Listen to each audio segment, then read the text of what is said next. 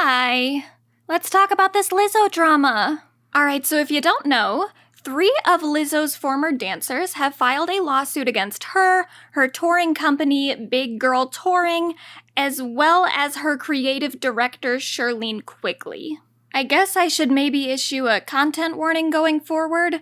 Some of this stuff is gonna get a little weird.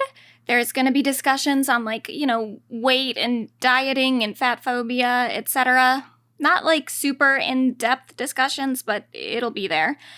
But then more than that, there's going to be discussions about sexual harassment and also just sex in general. So if that's something you're not super comfy, then this might not be the episode for you. But I have a feeling that if you have already listened to my podcast before, you have a stomach for it already, because I don't think this is any worse than the Johnny Depp Amber Heard stuff. But it is definitely weird, so just be warned about that. I've wanted to talk about this since it came out a couple weeks ago, but I was very deep into my editing for the Johnny Depp Amber Heard video, and then also, even after I put that video up, I've been uploading more shorts and stuff on my YouTube channel, so I've been a little distracted, but I think that was kind of a good thing in a way because more has come out since then, so now I can do something a little bit more comprehensive, but I wouldn't say I've gone as deep into this as I maybe would have liked to. There's still a few things that I would like to get more clarity on that maybe I'll do some more research and talk about it at some other point, but I do feel like a lot of other people who are discussing this whole issue haven't done a super good amount of research into it, or have just talked about it in a kind of shallow way, because I read this lawsuit, and there's a lot of stuff that I just feel like other people aren't talking about as much that I think is kind of a bigger deal than the things that people are talking about. Whatever, we'll get into it as we go. But I was super interested in this story from the start because I have a very passionate interest in pop stars and in the business of pop stars. On my phone, I have a note on my notes app that's just a list of possible future episodes for this podcast or possible future videos from my YouTube channel or whatever. And one of the things on it is eventually someday I want to rank or put into some sort of tier list different pop star documentaries. And this case does kind of involve some documentaries. It involves, the lawsuit that we're mostly talking about here revolves a little bit around a reality show that Lizzo did last year. And then some of the surrounding drama that's kind of come out since then also involves this HBO documentary that she did. And then the other thing on that Notes app list is I want to eventually do an episode about the assistants or the other employees of pop stars, or maybe even just general celebrities. Because there are a lot of stars who have been sued by former employees, and I find that a lot of those lawsuits or a lot of those just stories about different experiences that people have had working with these celebrities, they can be pretty illuminating for either what these celebrities are like themselves or what their teams operate like or the kind of more exploitative people that are around them, because, some of the conflicts are maybe less legit than others because there are people who want to take advantage of someone not wanting to get bad press and stuff, so that's always kind of interesting. But then a lot of the stories from people's former assistants and employees and such are probably true because celebrities are just kind of nightmares to work with, it seems. And that makes a lot of sense because they have a lot of power and privilege that you get to a certain point and no one wants to check you on your bullshit anymore. So, they're gonna kind of turn into assholes. And the entertainment industry as a whole is so rife with corruption, mostly because there's a lot of mutual exploitation that goes on within it. So much of one's success in the industry really just comes down to networking and who you know. So a lot of people who work directly for huge celebrities aren't usually being paid a super competitive rate to compensate for their labor, because part of their pay is in their exposure to the industry. They get into those roles because they want to be around people who work in the industry. And that's something that those celebrities know. And that makes it easier for them to pay and treat those employees like shit, because it's kind of like a college internship or something where you might not even be paid for your internship in actual money, even though you're doing the labor of someone who maybe works for whatever company or entity you're interning for. But you're being paid in experience and opportunity and clout. Now, I mentioned earlier that there were a few things I would have liked to do a little bit more research into in relation to this Lizzo case. One of the really big ones is I want to go more into, the experience of the average backup dancer for someone as big as Lizzo. And it's kind of hard to do research like that because, number one, very, very few people get the opportunity to dance with someone who's as famous and successful as Lizzo. So the pool of people who would even have that experience is relatively small. And then in addition to that, anyone who is as famous as Lizzo is probably going to have all or most of their employees sign NDAs. So it's not something that I think a lot of people are really going to come on record and talk about super easily unless it's through a lawsuit like this. But there is a lot in this lawsuit that just makes me wonder how prevalent some of these problems are within the dancing community.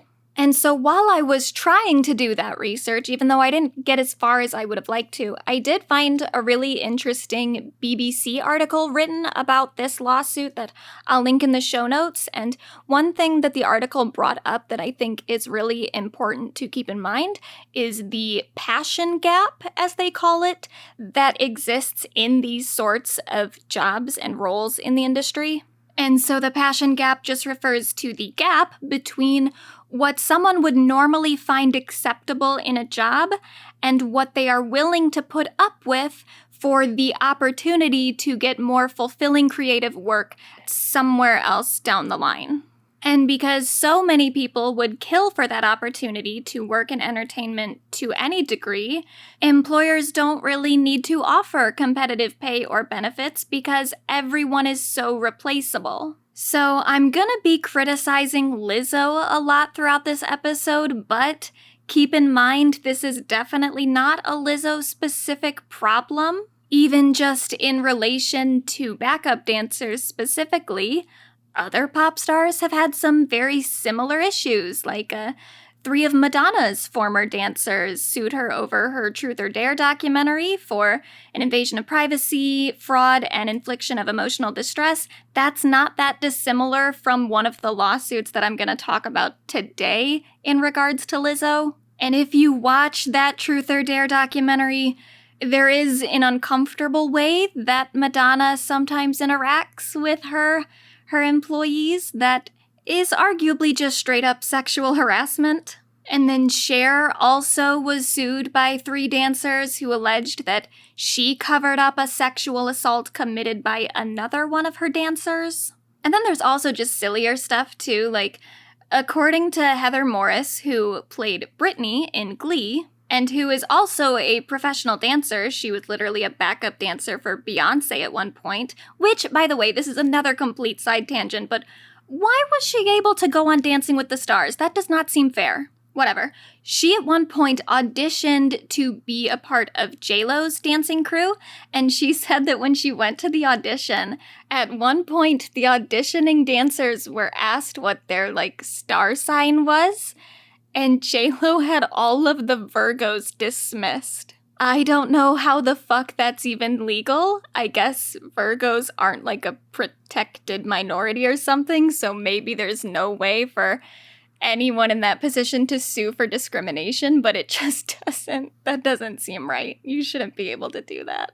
But apparently she did, and I think the difference in the backlash Lizzo is getting right now versus someone like Jennifer Lopez or Madonna or even Cher is that Even though there is plenty of evidence that those other stars have treated their own dancers not great, they don't have the same kind of branding that Lizzo has, which is so enmeshed in like positive vibes and what you would assume to be kindness. Like, I'm not really surprised that Madonna and JLo are kind of assholes sometimes because they're already somewhat known as divas. It doesn't change the way that I view them at all.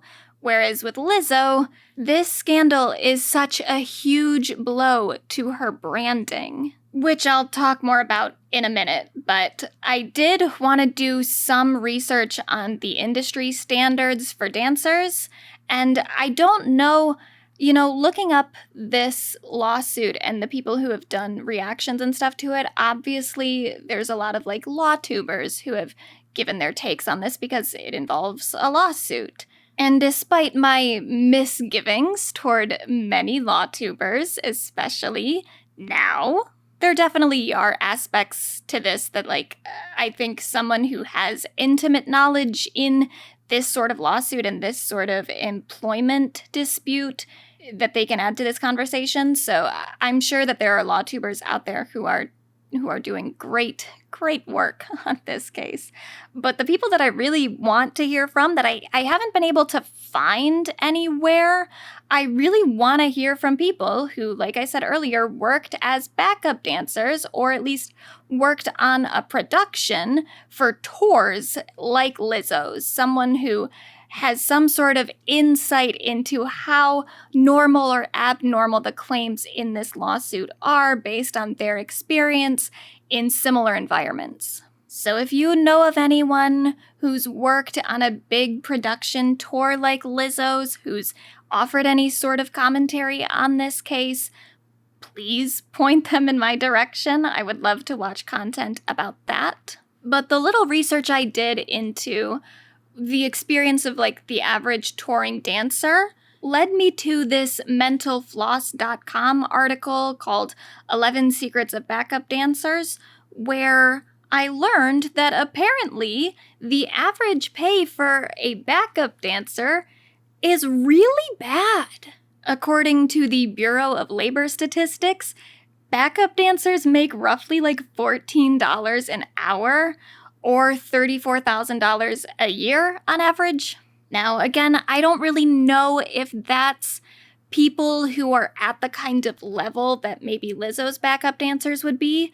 I would find it doubtful that people working for an act as big as like Lizzo or Lady Gaga or Taylor Swift or anyone of that kind of success would be being paid $14 an hour, but I just don't know.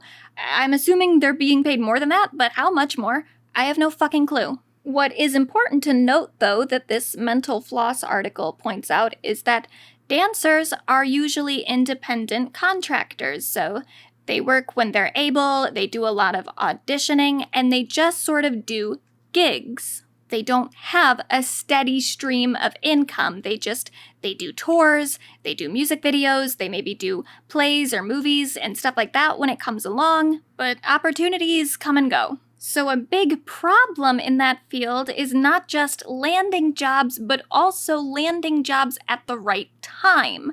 Because even if you kind of have an in with a certain artist, like as a long-time Little Monster, there are dancers who have worked with Gaga for a long time that I can recognize because they have continuously worked with her throughout her career. But even those dancers don't have great job security because they're not ever gonna really know when an artist like Gaga is going to be touring. That's how the whole thing between Taylor Swift and Katy Perry even got started.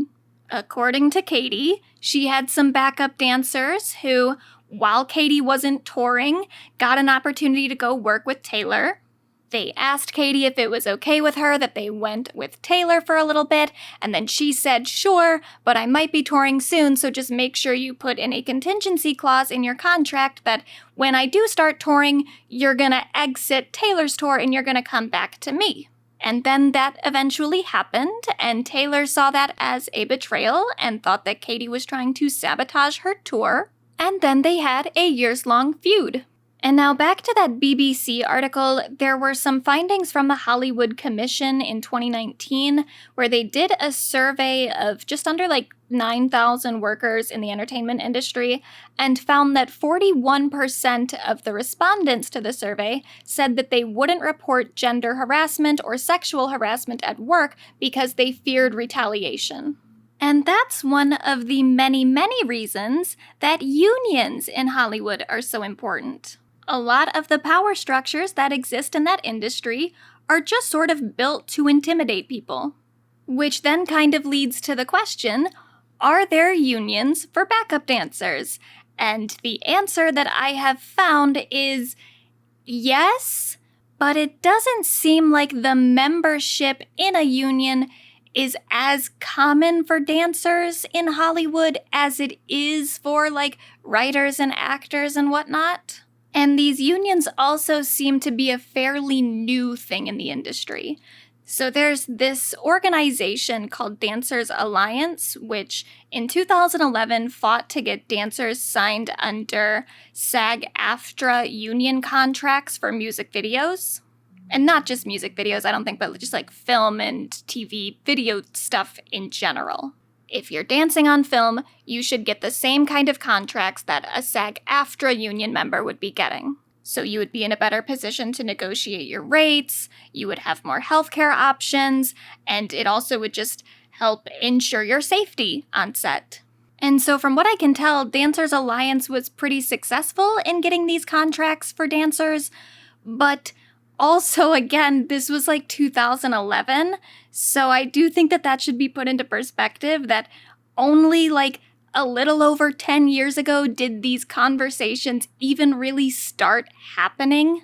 Whereas SAG and AFTRA, before they merged in 2012, they used to be separate unions, but both of those unions were founded in the 30s. And then in 2013, Dancers Alliance started to fight to get dancers signed under SAG-AFTRA contracts while touring as well. So the 2011 thing was just for video shoots, and now 2013, they're starting to focus on tours. And now, I don't often speak about this man in the most glowing of terms. However, I will give credit where credit is due. In 2014, the first artist to protect his backup dancers under a SAG-AFTRA contract was Justin Timberlake. So good job, Justin.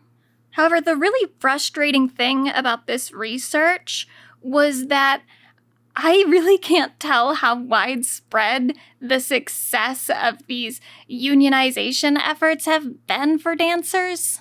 I found a fair amount of articles written about this topic from 2013, 2014 when Dancers Alliance and Justin Timberlake were making these moves, but after that I really can't find that much information about it, so I don't know how many other artists have had these contracts with their dancers after Justin?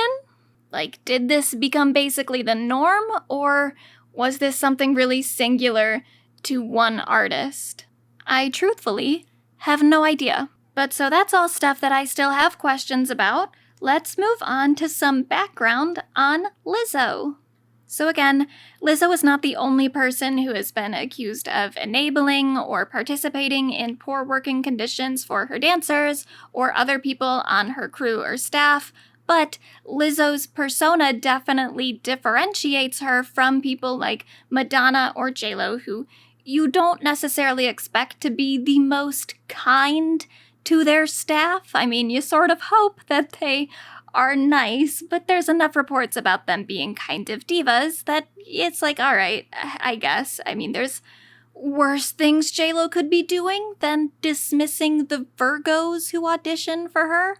Though I do think that some astrology people just take that shit way too fucking far, and I'm sick of it. Still, in comparison to what a lot of other people get away with in the industry, it's small potatoes. But a lot of the reason Lizzo is getting this public backlash is because up until this point, her public persona is about as unproblematic as they come.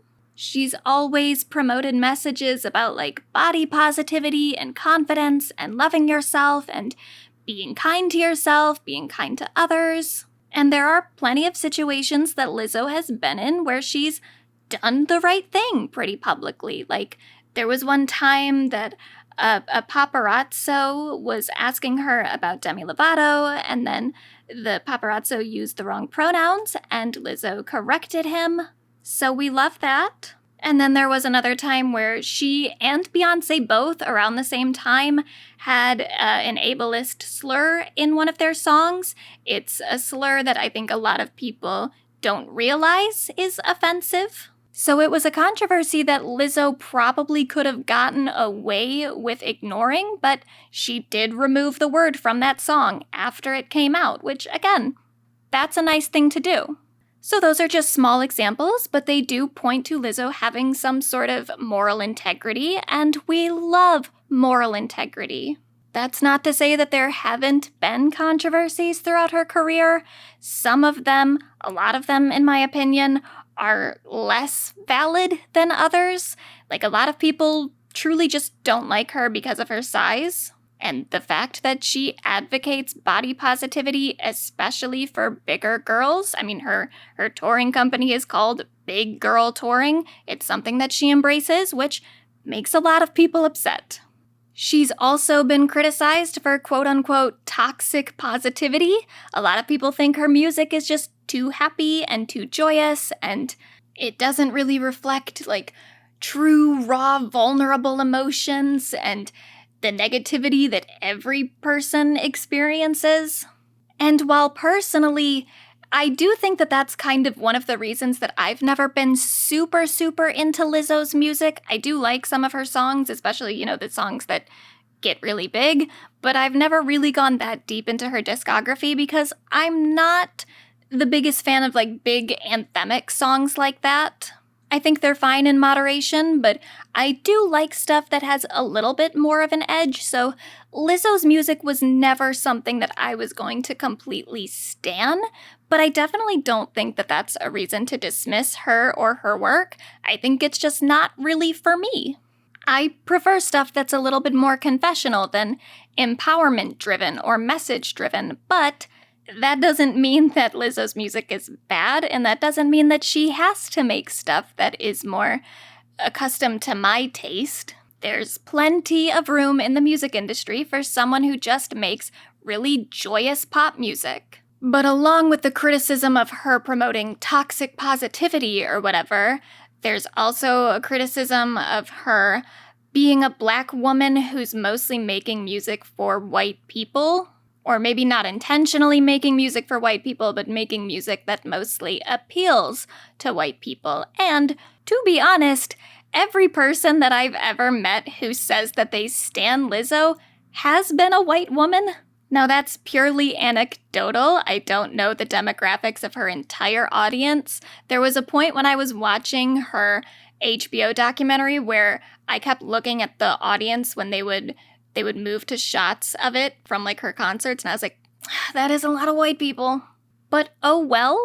I think the whole criticism that she's, like, not black enough is pretty reductive to her personhood, and also just kind of stigmatizing for black artists in general, because everyone is an individual and not under any obligation to appeal dominantly to the demographics that they identify with. And it's not like Lizzo doesn't talk about issues related to race or doesn't talk about her experiences as a black woman. So yeah, her music is pretty commercial. But within that very commercial music, there are messages of specifically black female empowerment. So, I just don't think that the argument that her work is too approachable for white people is a very fair critique of her as an artist. Now, whether or not she privately upholds some of the messages that she talks about publicly is a separate conversation that we'll get to with this lawsuit. But prior to this lawsuit, I always thought the whole Lizzo isn't black enough thing is just unnecessarily limiting to her as an artist and as a person. So those criticisms have been out there, and then there was also, like, a lawsuit for her song Truth Hurts over some songwriting credit.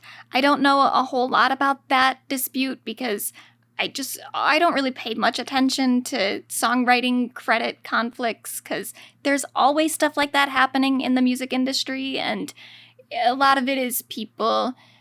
It's complicated, and if I was gonna like hold everyone to the flame for having some sort of songwriting or plagiarism controversy, then it's like I wouldn't have anyone else left to stan.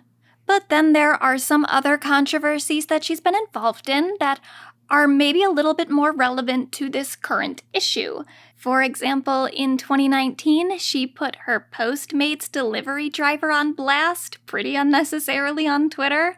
She tweeted, "Hey Postmates, this girl Tiffany W stole my food. She lucky I don't fight no more."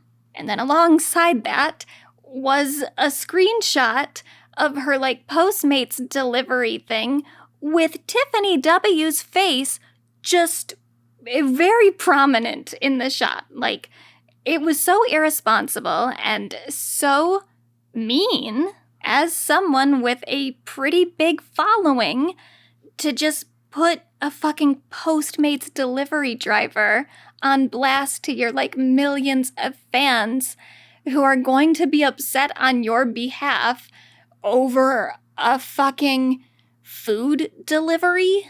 And Tiffany W, for the record, did come forward and say that she tried to deliver Lizzo's food, but she wasn't able to contact her. She tried calling her multiple times, she didn't answer, and it is Postmates policy that if they don't answer, you just leave after 5 minutes. So according to Tiffany, she did not steal Lizzo's food. But even if she did, like, it's rude and it's fucked up, but if you're a Postmates delivery driver, you're probably not making a whole lot of money. And you know what? Food is necessary for survival. So, yeah, don't steal a customer's food if you're a delivery driver. But if a delivery driver does steal someone's food, I'm not gonna assume it's just because they're a bad person. They might just be fucking hungry and they don't have the kind of money that Lizzo has. So that was a fucked up situation. Lizzo later tweeted, "I apologize for putting that girl on blast. I understand I have a large following and that there were so many variables that could have put her in danger. I'ma really be more responsible with my use of social media and check my petty and pride at the door." And for me, I was kind of like, all right, I mean, I definitely don't agree with what Lizzo did initially, but also this was in 2019 when she was still kind of coming up. This was a little bit after Truth Hurts started to really blow up on TikTok and stuff, so she hadn't been a really big celebrity for that long, and I was like, okay, I kind of get that, you know, a couple years ago she probably could have tweeted, "Oh my god, this fucking Postmates delivery driver stole my food, fuck that bitch," and it would be no big deal. No one would care, no one would even see it. It's just her like letting off steam or whatever. And now it's different because she has a following. Like, I get that maybe that just wasn't something that she thought of. So, okay, fine. It was irresponsible, but not something super damning, not something that she couldn't come back from. But for right now, let's put a pin in that thing that Lizzo said in her first tweet, the "she lucky I don't fight no more." We'll come back to that later. Then there was another controversy where she was seen on video hugging Chris Brown and calling him her favorite person. And that's gross. Obviously, there's the whole him assaulting Rihanna, his girlfriend at the time, in like, what was it, 2007, 2008? That whole thing, which should definitely not be dismissed because it was really bad. Like, I'm not going to go into the details of it right now, but he like pretty brutally beat her. And then has since given some statements where it seems like he kind of blames her for it. And then there was the whole thing on like Good Morning America a couple years later where he was asked about the incident and then he like didn't really answer the question. He just kept promoting his album. And then when the interview was over, he like stormed off set and then trashed his dressing room. And then there were like photos of him leaving the studio without a shirt on, which was just like weird. And that's the thing for me with Chris Brown is, like, it's not even just what he did in that moment with Rihanna. It's the fact that he refuses to really take full responsibility for it after the fact, because you can't just expect to not get asked about it ever again and then throw a fucking tantrum when someone on Good Morning America mentions it. You're not making a great case for yourself being a changed, nonviolent person when you go and trash a dressing room because someone asked you a question you didn't like. Like, it's so ridiculous. This idea that he's grown from that incident is so fucking stupid to me. No, he hasn't. And then he's been involved in, like, a fuck ton of other violent confrontations and other allegations of assaults against women. So it's so ridiculous to me, the amount of praise that Chris Brown still gets from people, especially when, like, we as a society can definitely live without Chris Brown's music. This isn't even a separate the art from the artist kind of situation for me, because the art isn't that good. It's fine. I mean, I'm not saying he's not talented, but is there a piece of work from Chris Brown that's, like, essential to pop culture? No. It's like how I barely heard anyone talk about Tory Lanez music before he shot Megan Thee Stallion, but then after he shot a woman, suddenly my entire Twitter feed was full of people being like, oh, but he makes really good work, like maybe we should give the guy a chance, or maybe we should just put that aside and just appreciate him as an artist. It's like, you weren't appreciating him as an artist like a year ago. But whatever. So Lizzo praising Chris Brown and calling him her favorite person publicly, it's confusing and it's gross, but okay. And then there was the controversy surrounding her outfit at a Lakers game.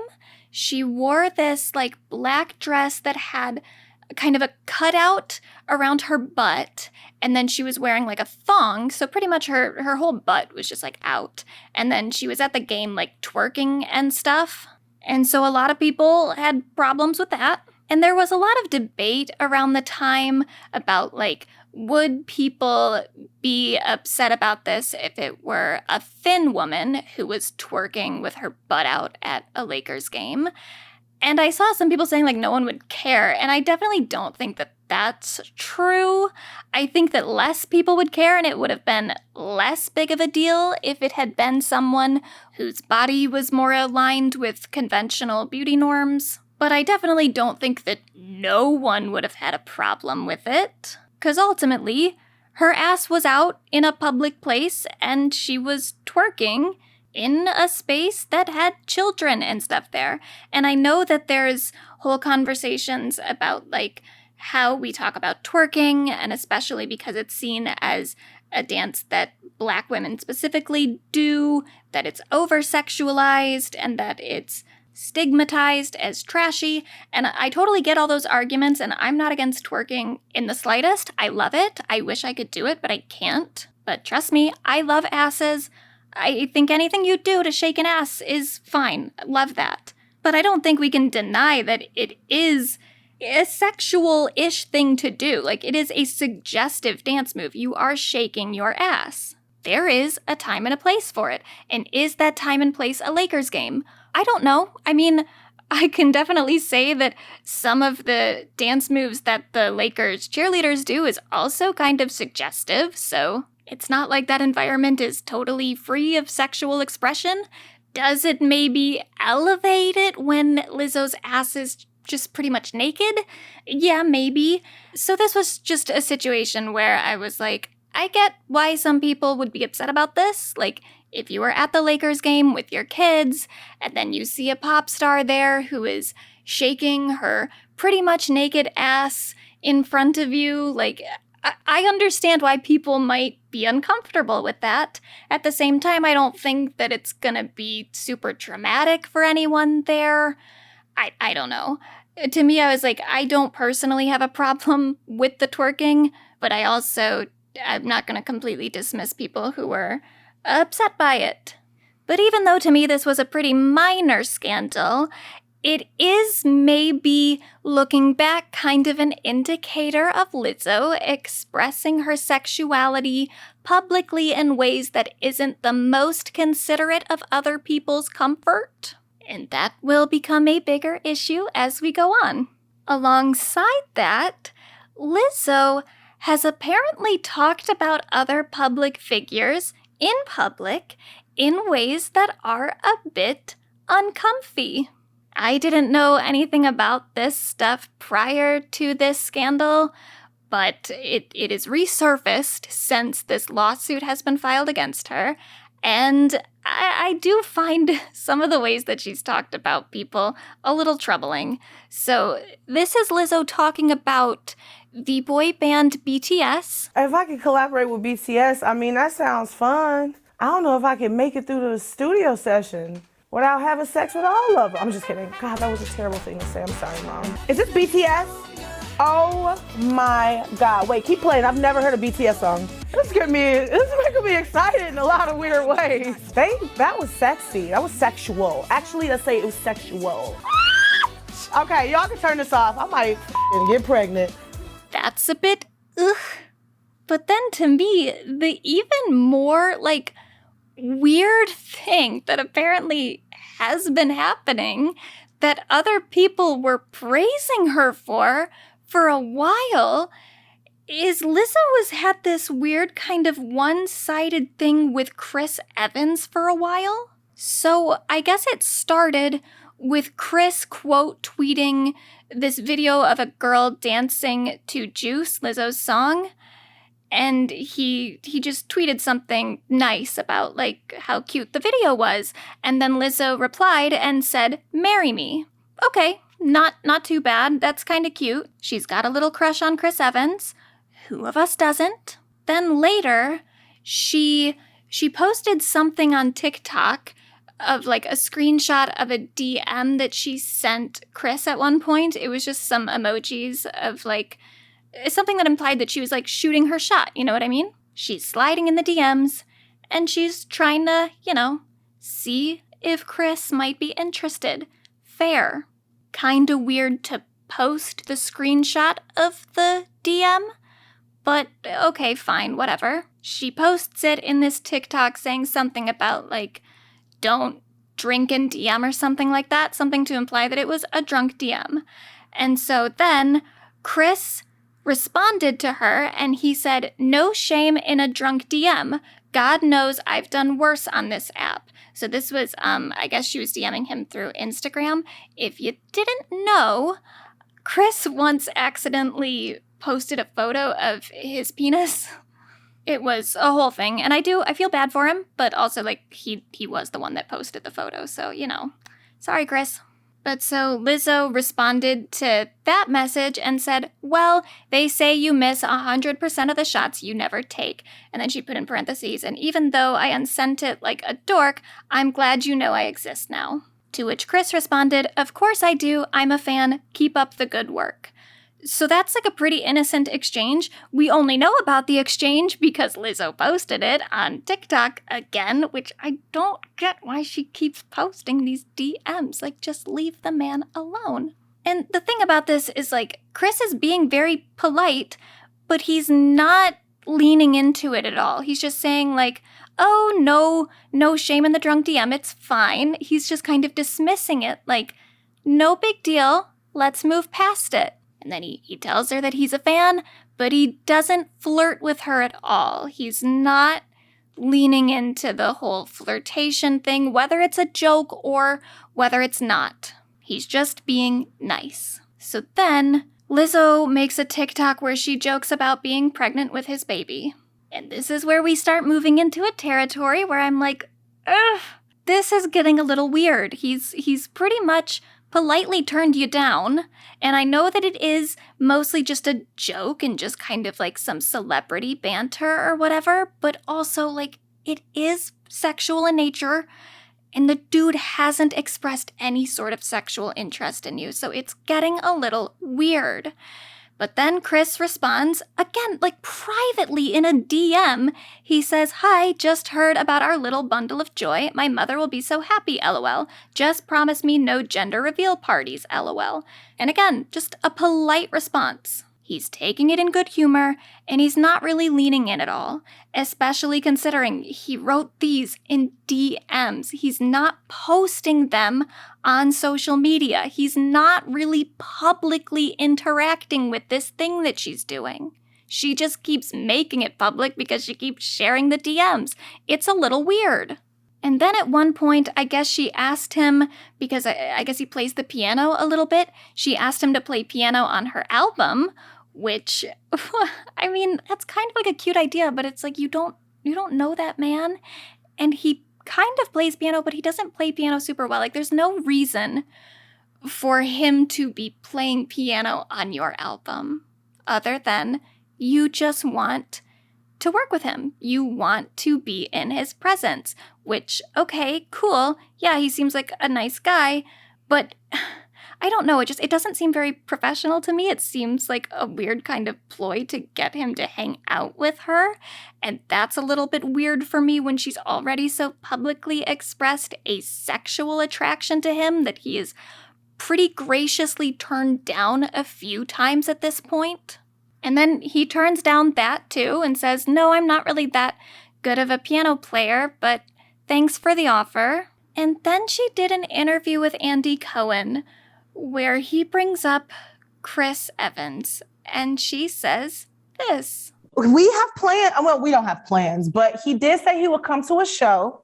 Nice. And I was like, okay, shots on me. And he said, no, shots on me. So here's my scenario. He's naked in the green room and he has body shots all on his chest. And I walk in and I slowly just suck them off.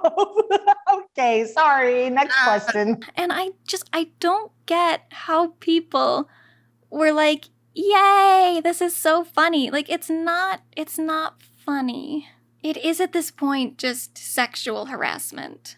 And, you know, men aren't as sexually objectified and dehumanized as much as women are, especially in the public eye, you know, like public figures. So I kind of get how maybe this wouldn't occur to her as something that was super inappropriate to say and super not okay to say. I get how she could overlook it and not think of it as something harmful to Chris. So if I had been aware of this stuff while it was going on, I might have been a little bit about it. I don't think that I would have necessarily thought like, oh, she's a shitty, weird person. But all of this kind of getting added together, especially with this current lawsuit, it for sure paints a picture of someone who's just not very considerate to other people's boundaries. And that's not a great quality in a boss. So let's talk about this lawsuit. So as I said, 3 former dancers who are suing Lizzo, Big Girl Touring, and Lizzo's creative director, Shirlene Quigley. The dancers in question are Crystal Williams, Ariana Davis, and Noelle Rodriguez. There are multiple complaints made in the lawsuit. Not all of them are directed specifically at Lizzo. Some of them are directed at the touring company, and some of them are directed at Shirlene. But here's all the things being claimed in the lawsuit. Hostile work environment, sexual harassment, failure to prevent and or remedy hostile work environment, sexual harassment, religious harassment, failure to prevent and or remedy religious harassment, racial harassment, disability discrimination, intentional interference with prospective economic advantage, assault, and false imprisonment. So, hefty suit here. I'm going to start by talking about 2 of the plaintiffs. So, Ariana Davis and Crystal Williams were both contestants in the reality competition show Watch Out for the Big Girls, which was a show that came out last year on Amazon Prime. I don't know if I knew about this show when it was out. I maybe heard about it, but I definitely didn't ever watch it because who watches things on Amazon Prime?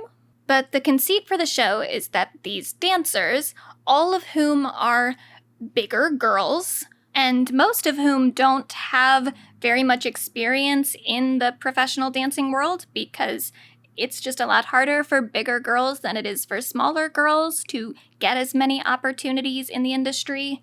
So they're competing for a spot on Lizzo's stage for her Bonnaroo performance. So like I said, I didn't really pay any attention to the show when it came out last year, but apparently it was pretty highly praised. It won multiple Emmys, and it was generally thought of as a good show. Now, it's absolutely possible that because I watched this show after reading this lawsuit, that it colored the way that I watched it a little bit and made me not as charitable to it as I maybe would have been had I watched it last year when it came out.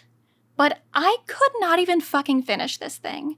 It's 8 episodes long, about 45 minutes per episode, so it's not even that long. But I think I maybe got to episode 6 and was like, I just can't do it anymore. And it's not even that it's excruciatingly bad. There's definitely some things in here that I have concerns about, but it's truly just fucking boring. A lot of the praise that the show got was on how it kind of spotlighted some specific issues in the dancing world, specifically the issue of like plus-sized dancers. I don't really love the term plus-sized, but I don't know what other term we're really going with. I guess I'll just stick with big girls for now. So there is some discussion about the fatphobia that these bigger girls deal with in the industry and in society and in some of their like internalized fatphobia. And on one hand, I don't really think it goes deep enough into the issue, and I think that the format of it is just not super effective for dealing with this in a super deep way. Like, because these women are competing to become Lizzo's dancers, and they don't have extensive experience in the dancing industry, it's like, what is there really to say about their experiences within that industry? You know what I mean? Like, I totally get how when they're talking about how much harder it is for them to even like get jobs or get opportunities in the first place and the stigma that gets put on them, like that's all important and that all matters and that's worth discussing. But at the same time, for an 8-episode series, I would also want to hear more from people who do have extensive experience, who have been more actively involved in the entertainment industry and might have a lot more specific stories to tell. Because there are a lot of little small things that someone who's been working for a long time would have that they could talk about that an audience like me might not even really consider because I've never dealt with those same problems. Like, I definitely would assume that being a bigger girl would make it harder to get jobs and make it harder to get taken seriously and make it harder to have your work appreciated. Like, I get that because I know broadly how fatphobia works. But there are probably smaller microaggressions that someone who's been working in the industry for a while has come up against that I would have never considered. So for me, with this batch of women specifically, there wasn't enough material for 8 episodes of this. Because most of what you hear about in the show is just like struggles these women have had with their body weight in general and like problems with eating disorders and just how fatphobia affects their self-esteem and confidence. Like, they're mostly really internal reveals, like just about how they feel about themselves as bigger girls. And so while I don't think the show goes deep enough into how fatphobia affects people in the industry at like an institutional level, on the other hand, I think it goes way too deep into these women's inner lives. I don't really think that it's fair to expect these contestants to be this vulnerable about their inner thoughts and their anxieties and their insecurities while they are trying to earn a job.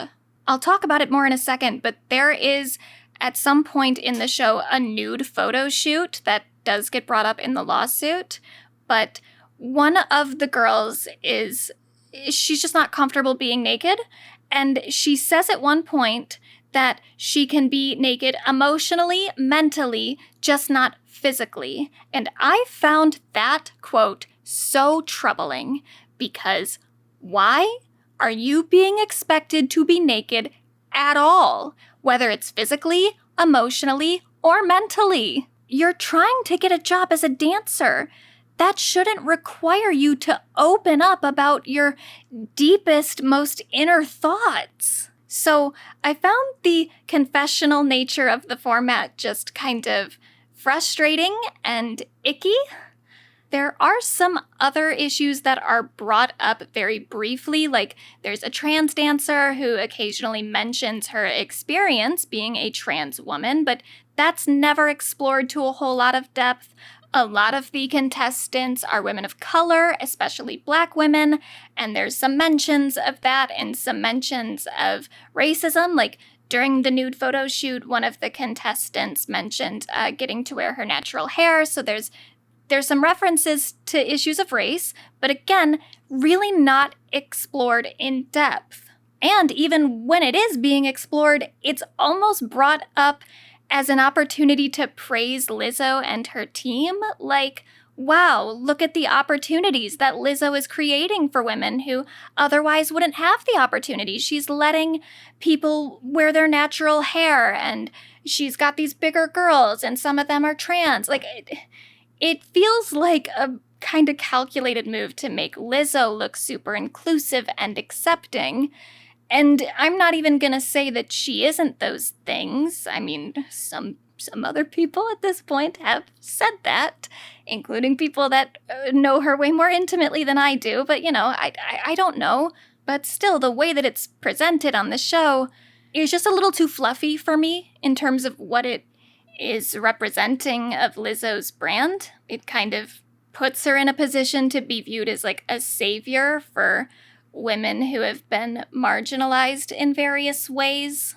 And that's something that I always look for in any sort of pop star documentary. And this isn't really a documentary, but it's a reality show. And it's kind of similar, where one of the things that I really, really don't like that happens in pretty much every pop star documentary is I don't like it when things feel like fluff and when they feel like puff pieces. When it feels like a documentary exists just to glorify the subject without offering any sort of new perspective on them or showing some real vulnerability. And in this case, because Lizzo isn't necessarily the subject of the documentary or the reality series, it's these dancers, the onus to be vulnerable is completely on them. So not only do I find it frustrating in how it hypes up Lizzo as a public figure, I also find it to be pretty exploitative. There is just sort of an inherent problem with having members of your crew, your like professional dance team, audition via a reality show where they are going to be pressured into being more vulnerable on camera than they necessarily want to be because they want an opportunity to dance with you. So it's brought up in the lawsuit that Ariana and Crystal were required by Lizzo and BGBT to submit a psychological examination to ensure that they were psychologically healthy enough to endure the strain of filming the TV show, which, as I understand, is a fairly common practice in reality TV at this point. You usually do have to complete some sort of psych eval to make sure that you're not, like, super unstable before they put you in front of a camera. But the lawsuit also states, prior to undergoing the examination, the contestants had to fill out this waiver of privilege of confidentiality and consent to evaluation form, which stated that the information disclosed during the evaluation may be provided to production, its representatives, and/or any other individuals or entities involved in the show as deemed appropriate by the doctor performing the evaluation or by production.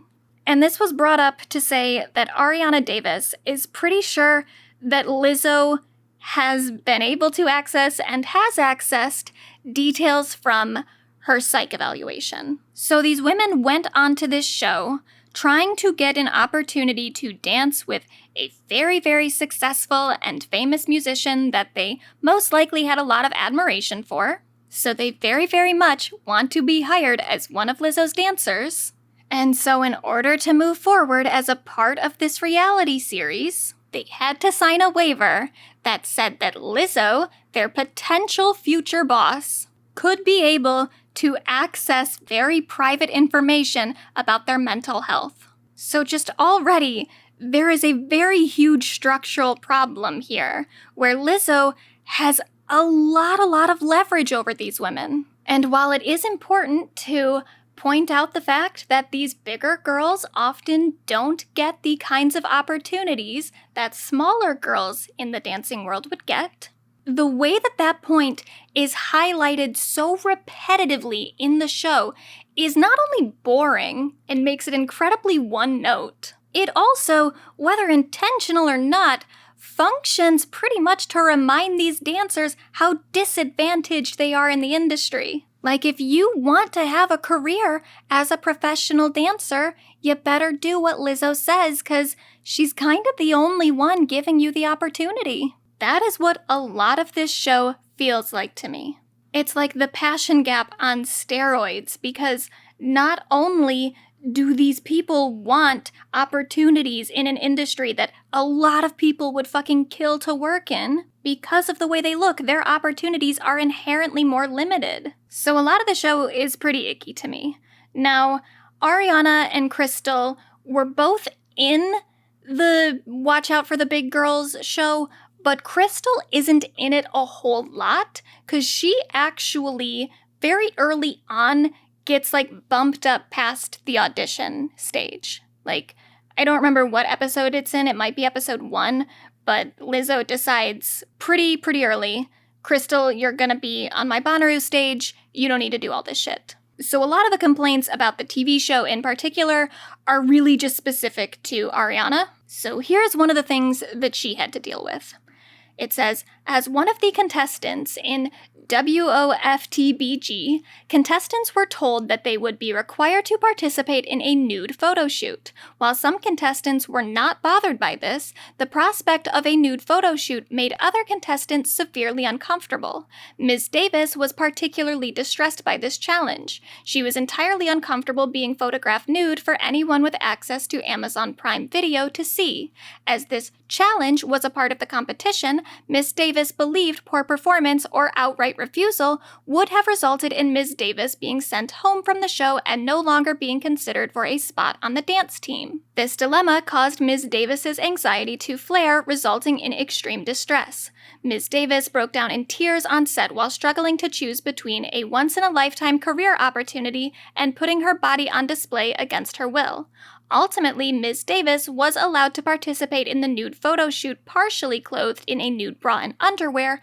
However, this experience foreshadowed the sexually charged and uncomfortable environment Lizzo's employees would be forced to endure. So there is kind of an America's Next Top Model style challenge thing to this show. It's definitely not as cruel as America's Next Top Model, and no one was asked to do blackface in the episodes that I watched, so, it's an improvement. But it's similar in the way that, if you watched America's Next Top Model, the models were often made to do things where it's I just don't know that that's super relevant to the job they're trying to get. They're trying to be models. They're not trying to be, stilt performers or something. There are just always challenges, whereas, I really don't think the average model is expected to do that. That seems like a pretty specialized skill that I don't really think it's fair to judge these women on just because they want to model. And there's some stuff like that in this show where one of the challenges was for them to, come up with the concept for a music video. And choreographing a video is one thing, because okay, they're dancers, they should be able to put some little dance thing together. But they're not auditioning to be creative directors. Why do they have to come up with a concept for a music video? That's not a part of their job. It's not as a part of Lizzo's dance team, they're suddenly gonna be creative leads on her whole career. It just seemed unnecessary stress to put on these women just because they want to dance on a tour for a living. And then the nude photo shoot is just a worse example of that, because why would they need to do that? What does them being comfortable doing a nude photo shoot have to do with their talent as a dancer? The whole thing in the show is they need to be comfortable with their bodies or something, but that doesn't mean they have to be comfortable being naked in front of a camera. And I don't think that they need to have been put in situations in which they would have felt like they needed to negotiate those kinds of boundaries. Because yes, Ariana says that she was uncomfortable with the nude photo shoot, but what was even kind of worse to me was another contestant who's shown in the show, who's not a part of this lawsuit, but she, I think, was from South Korea. And so she started freaking out about the nude photo shoot because she was like, where I come from culturally, that's just like not okay. Like, I'm going to be judged by this by my own community. And she specifically talked about how her backup career choice was to be a teacher. I think specifically a teacher in South Korea. And she was like, if people find a nude photo of me online, I'm not gonna be able to be a teacher. And yeah, that's like a completely legitimate concern that has nothing to do with whether or not she's confident in her body. Her doing that sort of photo shoot would literally just be disruptive to her life in a way that she shouldn't be pressured to submit to. But she goes along with it kind of.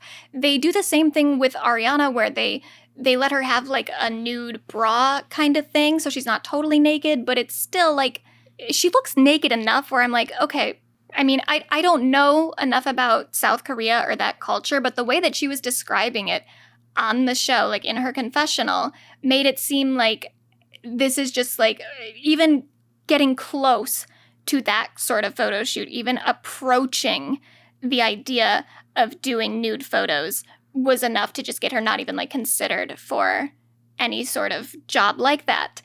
And if that's the case, then I don't think the photo shoot that she did do is gonna fly.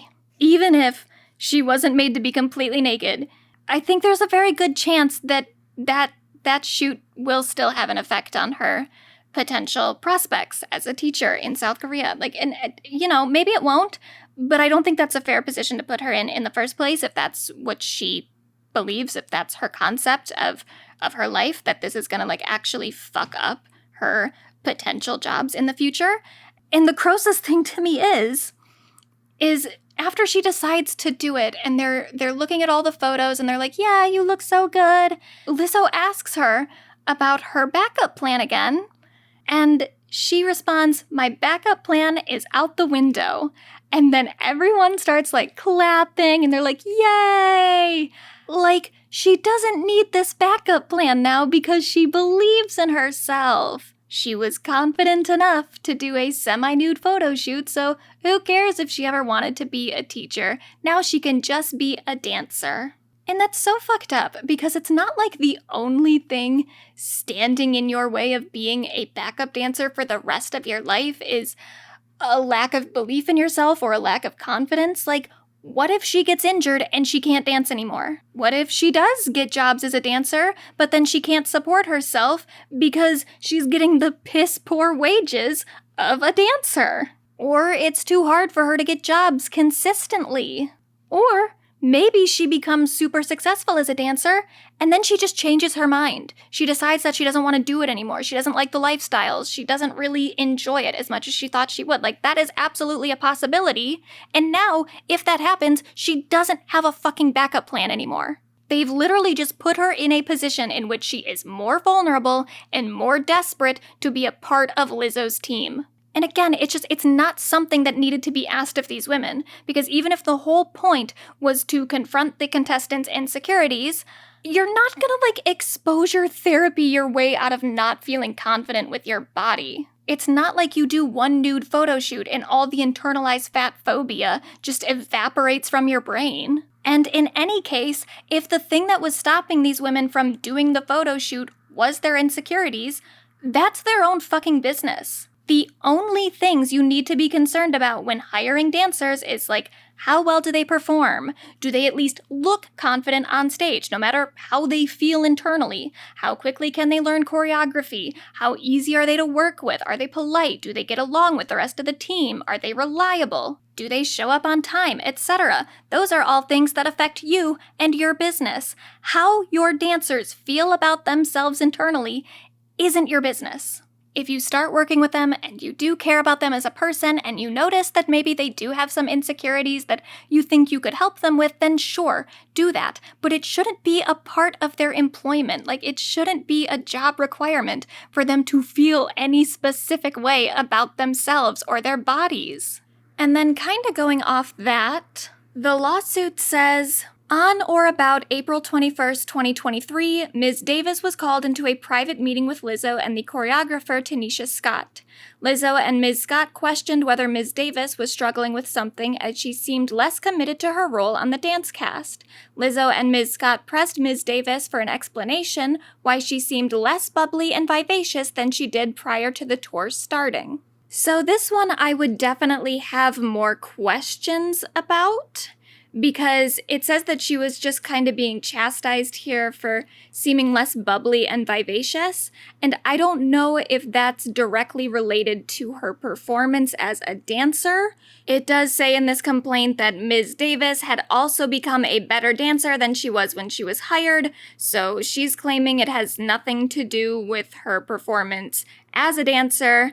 But I'm sure that Lizzo and her team will argue that that wasn't the case, that maybe it was affecting the way that she performed on stage. I don't know. But if the meeting was just about her not being bubbly and vivacious privately in her downtime or in the time between shows when she was just like hanging out with Lizzo and the dancers, and it had nothing to do with how well she was actually doing her job, then yeah, that's completely fucked. If it were just Lizzo asking her in like a human-to-human kind of way, like, hey, you seem a little off lately, is everything okay?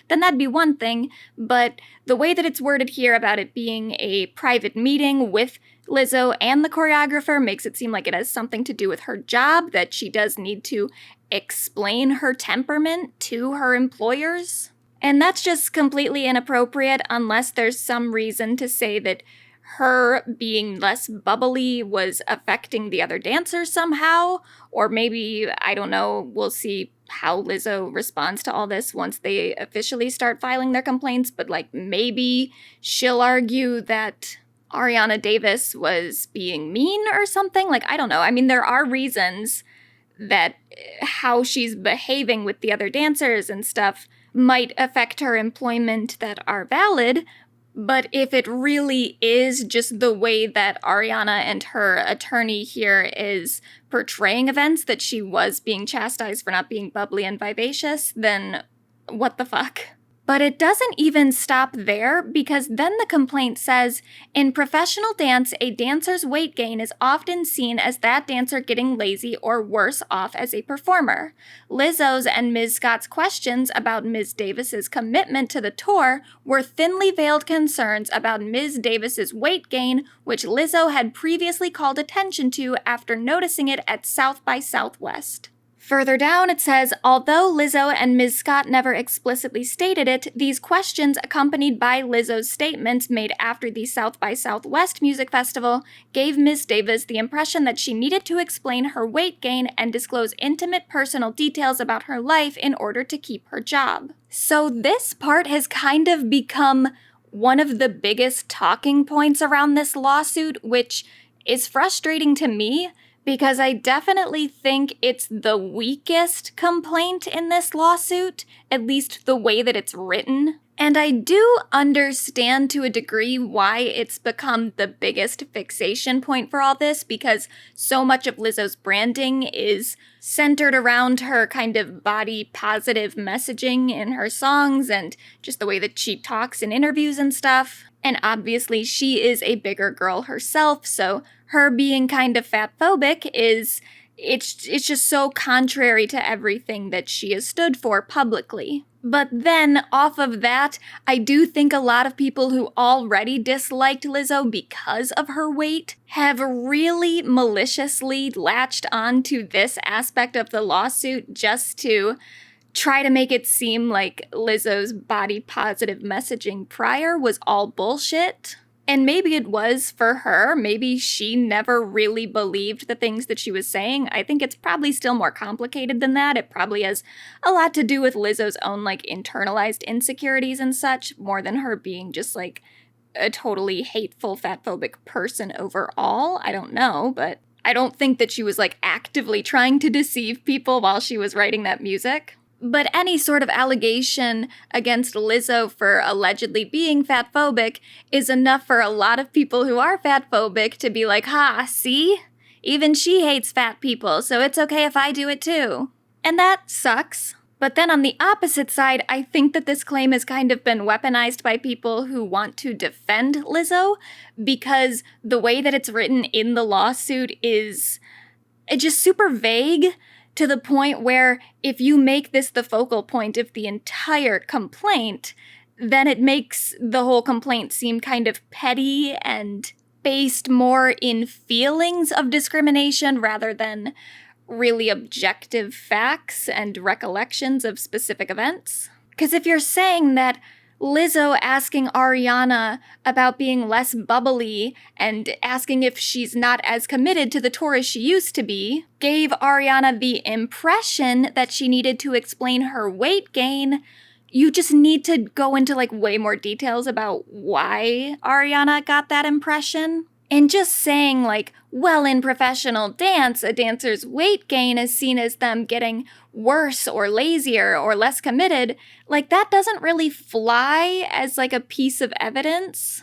Especially when Lizzo has already branded herself as doing something that's kind of outside the boundaries of what's traditionally accepted in the professional dance world. But I do think the fact that they put in here that Lizzo had previously called attention to Ariana's weight at South by Southwest, that to me has more merit.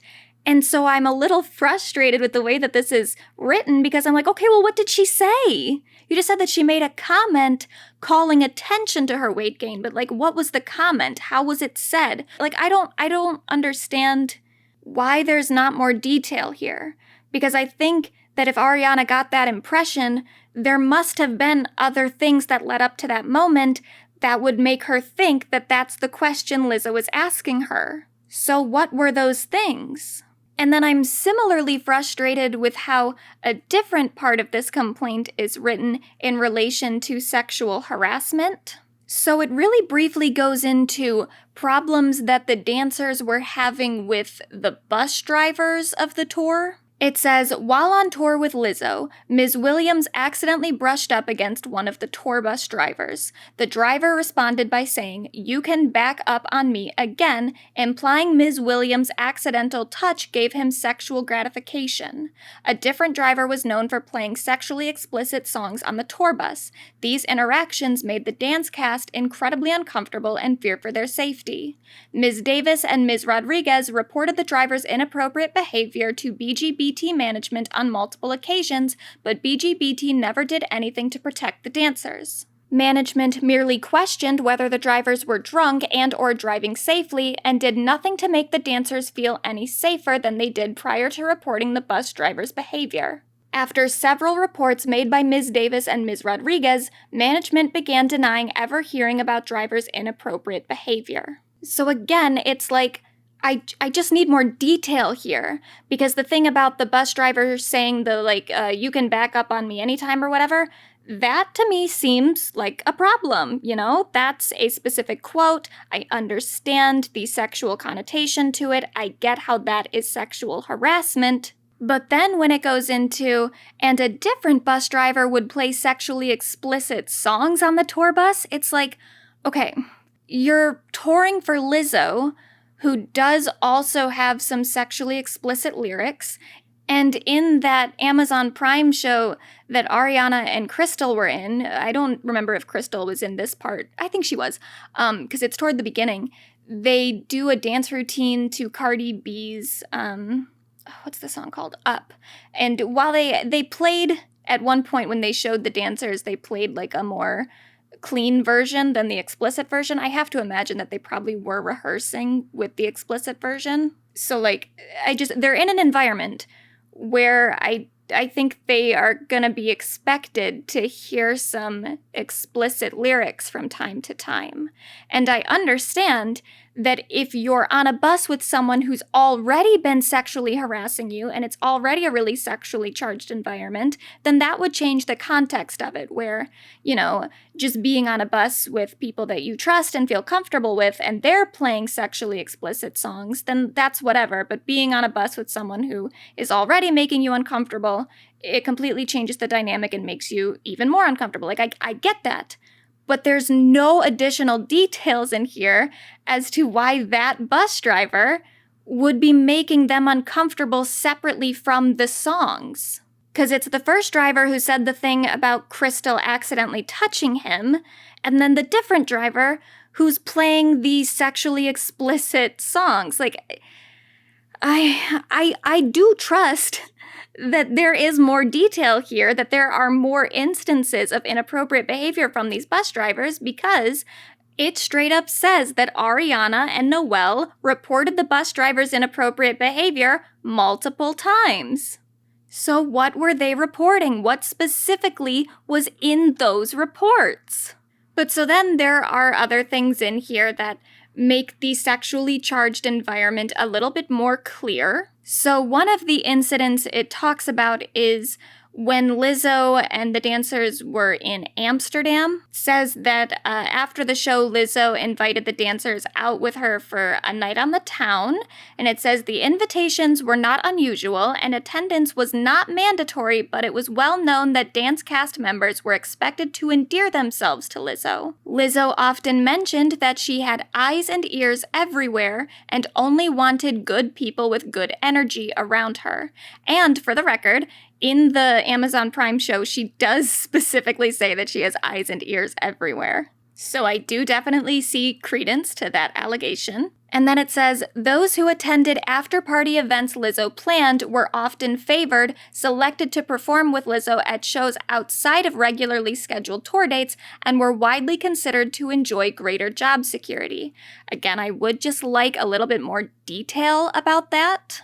If they could maybe give examples of, like, this dancer hung out with Lizzo outside of the regularly scheduled events, and then that person ended up doing her VMA performance or something. Like, give me a specific example so I understand what kinds of things were happening and what kinds of, like, things were being traded here. How was the favoritism manifesting? Were there people who got let go because they weren't hanging out with Lizzo and the other dancers enough? Like, what was the thing that was hanging over their head where they felt like they needed to do this? Because it's like with the fat shaming thing again, where I think someone who just wants to look at this as objectively as possible and just look at literally what was said and literally what these people saw happen, they could just look at that and say, like, well, that's an inference that you got, but you haven't given me any evidence to see that that was, like, a legitimate thing to believe. That could just be someone being really paranoid and anxious and insecure. Like, I don't know. I doubt it. I think it probably is true what they're saying. They just haven't given enough detail for, like, anyone to say super declaratively that, yeah, this was really fucked up.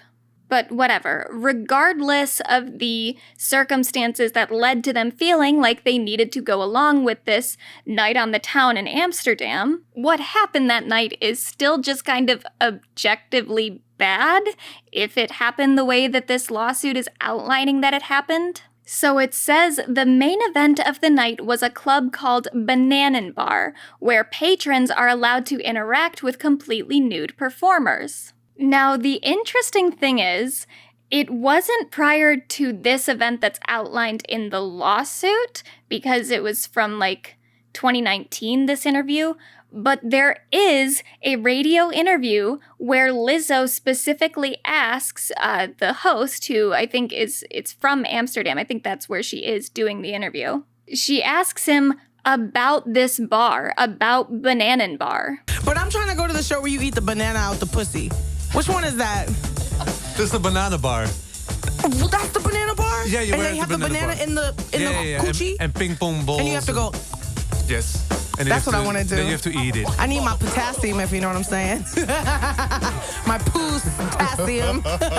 So for sure, she has gone there, or at least at one point she had an interest in going there. And presuming, because that interview was from 2019, that she did go to Banana Bar after that interview, like shortly after, and didn't wait all the way until like February of this year to go for the first time, she's probably already been to Banana Bar and she knows exactly what goes down there. I mean, even in that interview, she seemed to know exactly what went down there and she was eager to go. So she very much knew the environment that she was inviting her dancers to join her in.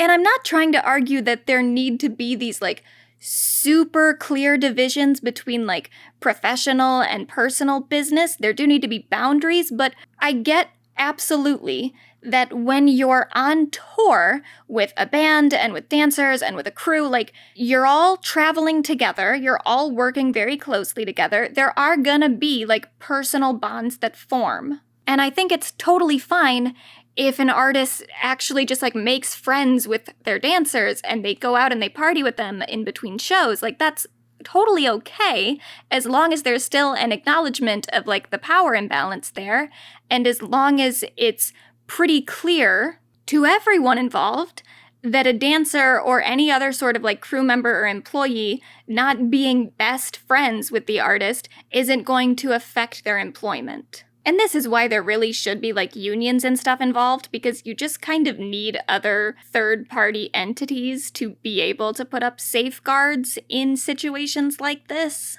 But I just want to make it clear that like my initial objection to this incident is not that Lizzo is inviting her dancers to a strip club or to the red light district. That's fine. The issue comes from the fact that these dancers who are filing this lawsuit have said that they felt pressured to go to these events because they thought it might affect their employment, and presuming that those feelings they had were based in previous events and things that had been said to them or things that they had seen from Lizzo's interactions with other people, presuming that it's all made on like valid grounds that they didn't think they could turn Lizzo down, then that is at the here, and added on to it is the fact that, according to these women, when they initially accepted the invitation, they didn't know where they were going.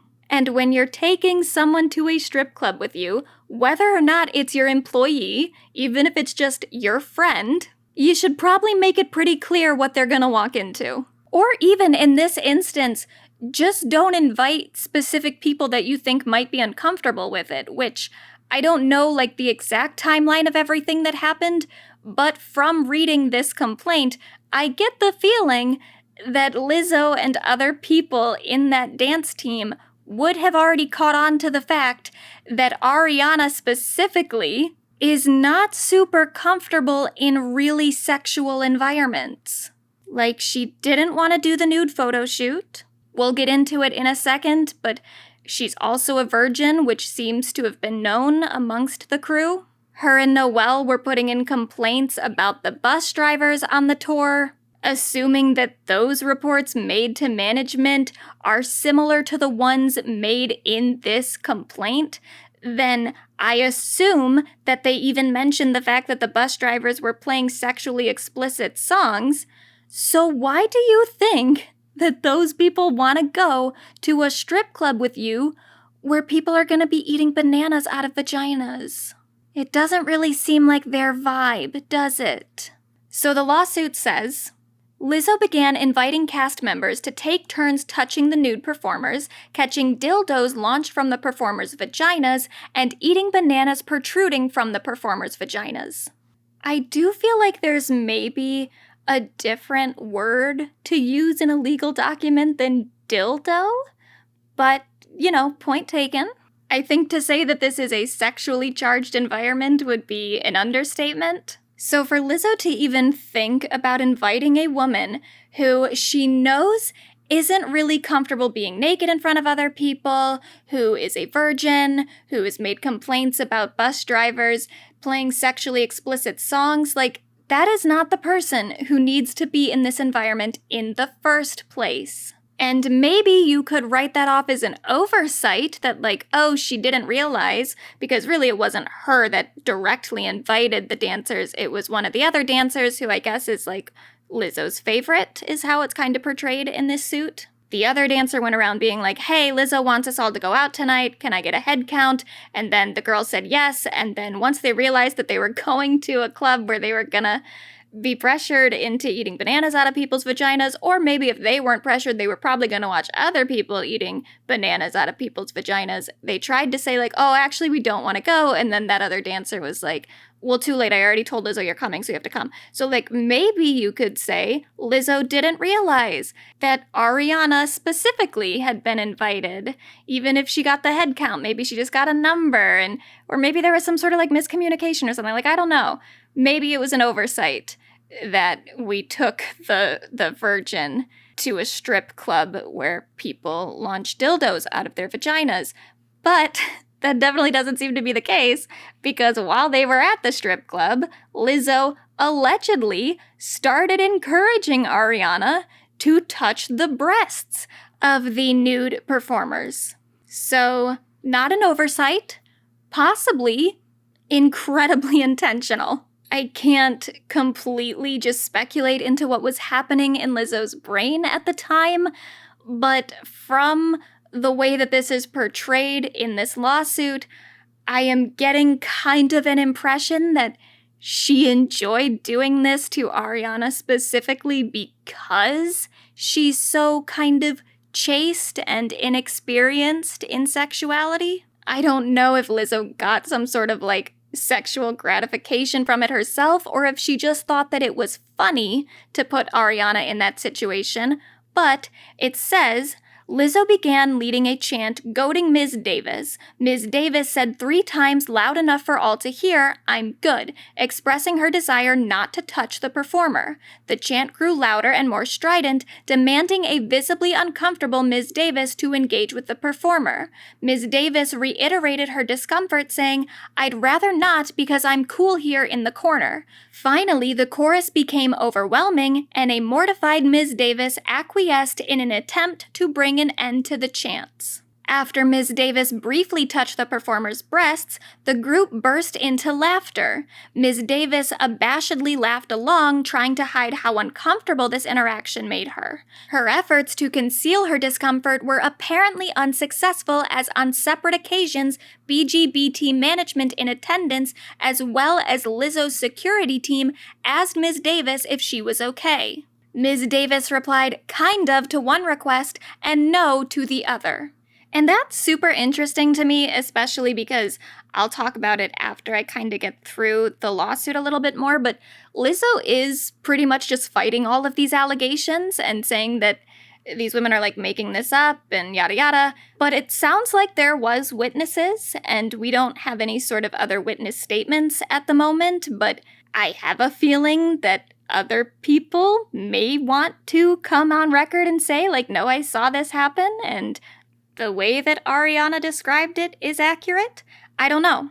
It certainly seems at this point like it's not just the women who are filing this lawsuit against Lizzo that have a problem with her. There are other people who are kind of eager to talk about their experiences with her. And should any of those people have been at that event that night, then, you know, Lizzo might be kind of fucked in that way. So I don't know why she's not at least conceding to a couple of these points, because it's not even just a he said, she said, or she said, I guess, in some of these instances. And Ariana is possibly not the only victim of harassment that night, because it says, in addition to pressuring an unwilling Ms. Davis into interacting with a nude performer, plaintiffs and all in attendance were unable to avoid witnessing Lizzo's incredibly public displays of affection with her boyfriend.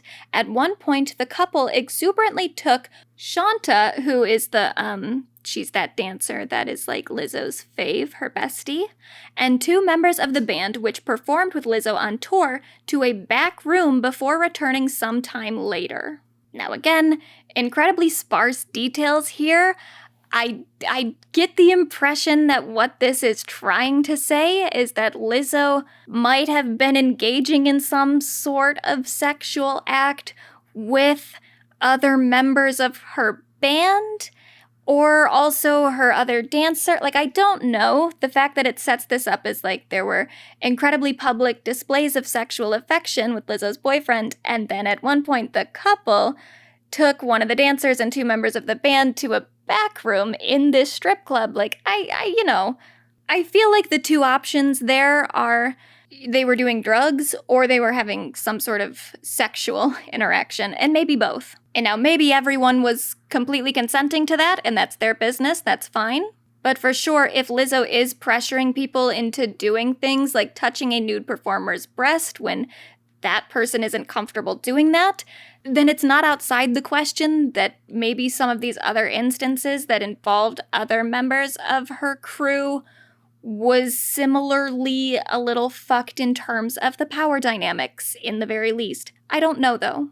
It does say, though, upon her return to the main club, Lizzo began to pressure a member of her security team to participate in the night's debauchery. Lizzo badgered the security guard to get on the club stage until he submitted to her demands. So again, like, I don't have statements from the security guard, and there aren't like specific quotes or anything, but the fact that they're using words like badgered and submitted, it makes it seem like this security guard really did not want to do what Lizzo was about to make him do.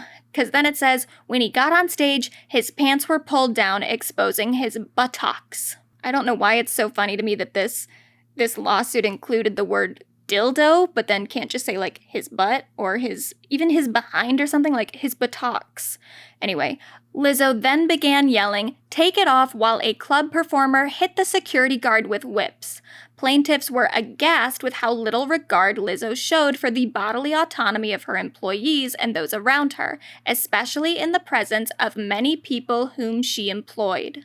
And I also have to say, I don't know that I would really want my security guard to be hit with whips at some point during the night. Like, I'm sure it's just a performance thing and he's not actually being hit that hard, but I don't want my security guard put into any sort of situation in which they could get injured, because I kind of need them to protect me.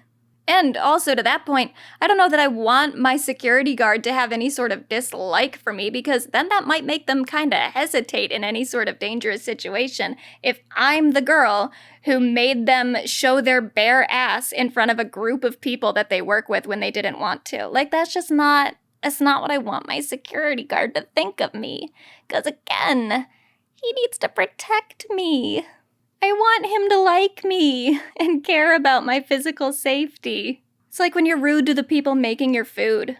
So then after that, it says that in March, Lizzo, she had her performers go to this other club or show thing called Crazy Horse in France, and this was like a burlesque cabaret kind of thing where the performers were nude.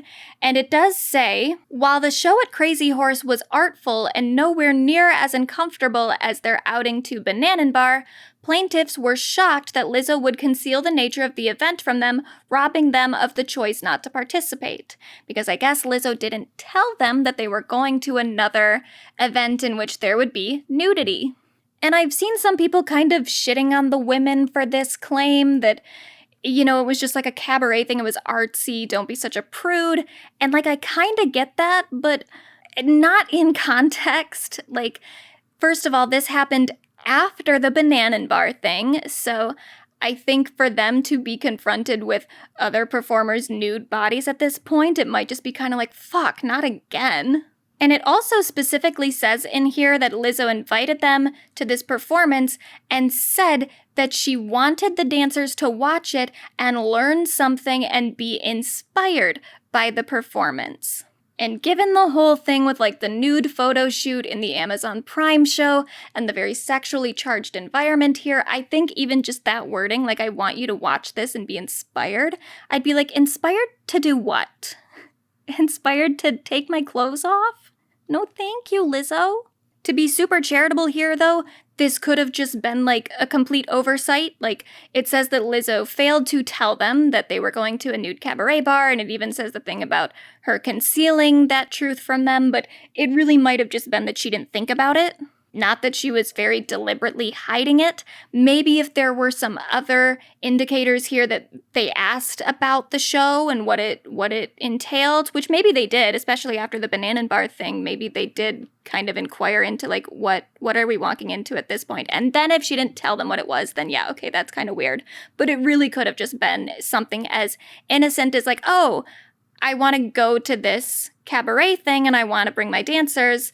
And she didn't think about the fact that, like, it was nude. Because, like, really, when you're in, like, the entertainment business and stuff like that, like, you do just see nude things happen sometimes. Not, like, sexual harassment kind of nude things, but, like, when you're in dressing rooms and stuff, you see people's parts and such. It just kind of happens. So it might just have been such a normal thing to her that she didn't think it was something she needed to warn people about. Especially if the performance is pretty artfully done and not, like, very sexually aggressive, like banana bar. So I get how maybe she just overlooked that and didn't think about it, but I also completely get why, by this point, after everything else that had happened, why the plaintiffs would be like, stop taking us to places where people are naked, please. And especially don't tell me that you want me to learn something from these performances. So that's kind of the lowdown on the sexual harassment stuff with Lizzo. Now we have to talk about Lizzo's dance captain, Shirlene Quigley. Shirlene is a dancer who has worked with many big artists like Rihanna, Beyonce, Missy Elliott. You know, she's got a strong resume, lots of experience in the industry. She's also likely incredibly mentally ill. I'm not a psychologist, so I don't know, like, what specifically might be happening here, but I can just say, from the little amount of research that I did, there's definitely something off here. So for one thing, her name has actually been in the news before because she disappeared for a little bit in 2016. Backup dancer who performed with A-listers like Beyonce and Rihanna has gone missing, and her famous friends are appealing for help. 32-year-old Shirlene Quigley vanished early Sunday morning, last seen getting on a bus in New York City around 1 in the morning. Now, Rihanna posted a video of Quigley on Instagram calling her a beautiful soul and pleading for anyone who may have seen her to call police. So this is from a Page 6 article that came out a little bit ago after this Lizzo stuff started to come out. And they talked about this 2016 disappearance and kind of inquired into it a little bit because I don't think that the news reports on it at the time were super conclusive when it happened. But this is what it says. Shirlene's father, Brad Quigley, reported his daughter missing after he was unable to get in touch with her during their daily telephone check-ins. He told the Post at the time that his daughter had been exhibiting strange behavior leading up to her disappearance and that she had allegedly texted a friend randomly writing, "I'm spending time with God, my father, and don't have time to deal with this right now." One of Shirlene's final whereabouts before she went missing was a bridal store, where she was seen shopping for a dress. Her dad told the Post that he found that really odd because if his daughter were to get married, she would so want him and her mother to be there. Shirlene was eventually found in New York City a few days later, but the exact details of why she went missing in the first place remained elusive. So this is where Page 6 did a little bit of follow-up here. They say, Page 6 has spoken to the North Bergen Police. I don't know. Bergen? I don't know where that is. One of the departments involved in the search for Shirlene nearly 7 years ago, and they provided some insight into the investigation at the time. Captain David Dowd, who worked on the case alongside his department and NYPD, recalls to Page 6 that a concerned citizen called them because they had noticed a woman matching Shirlene's description who was unwell and needed medical help. There aren't a whole lot of other details here, but it does say that Dowd notes that Shirlene was allegedly so rattled that she was unable to provide her name. So Shirlene Quigley has definitely, at the very least, had some mental health struggles before. And she is incredibly, deeply religious to a degree where obviously you can be really religious without it being like a symptom of a mental illness. But with everything put together here, I do wonder if the exact way or the exact like passion and zeal of her religiosity is in some way influenced by some deeper mental health struggles. So in a lot of ways, I do kind of feel for her in that I don't think that some of the things that she's done and some of the things outlined in this lawsuit were things that she was doing with a complete clear head.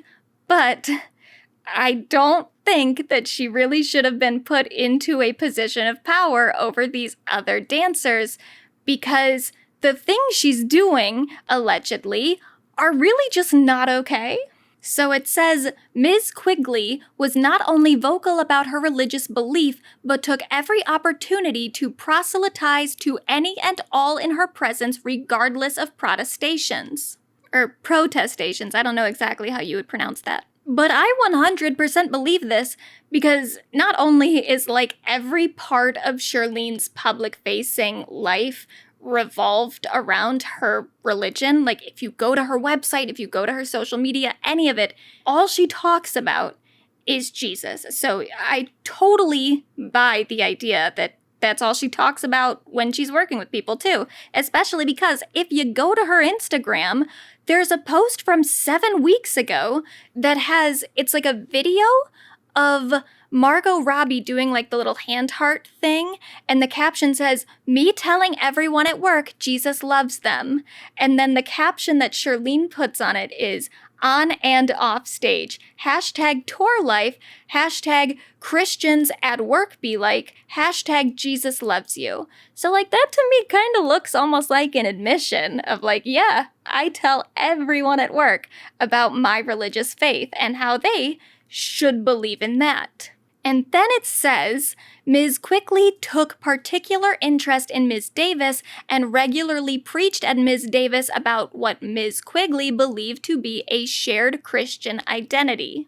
During filming of the Amazon Prime show, Ms. Quigley discovered that Ms. Davis was a virgin, and Ms. Davis's virginity became a topic of extreme importance to Ms. Quigley. In the months to follow, Ms. Quigley would routinely bring up Ms. Davis's virginity in conversations with Ms. Davis. Ms. Quigley even mentioned Ms. Davis's virginity in interviews she participated in and later posted to social media, broadcasting an intensely personal detail about Ms. Davis to the world. Ms. Davis never gave Ms. Quigley permission to share this private detail about Ms. Davis's life. So I've been trying to find that interview footage of Shirlene talking about Ariana's virginity. I couldn't find a whole lot. I mean, it says she talked about it in interviews, plural, so I have to assume that there's more than just what I found. But I did find one interview where she kind of brings it up. She doesn't say specifically that Ariana was a virgin, but she does say this. So the Lizzo show, watch out for the big girls. It's on Prime right now. So awesome. I got to be a part of it.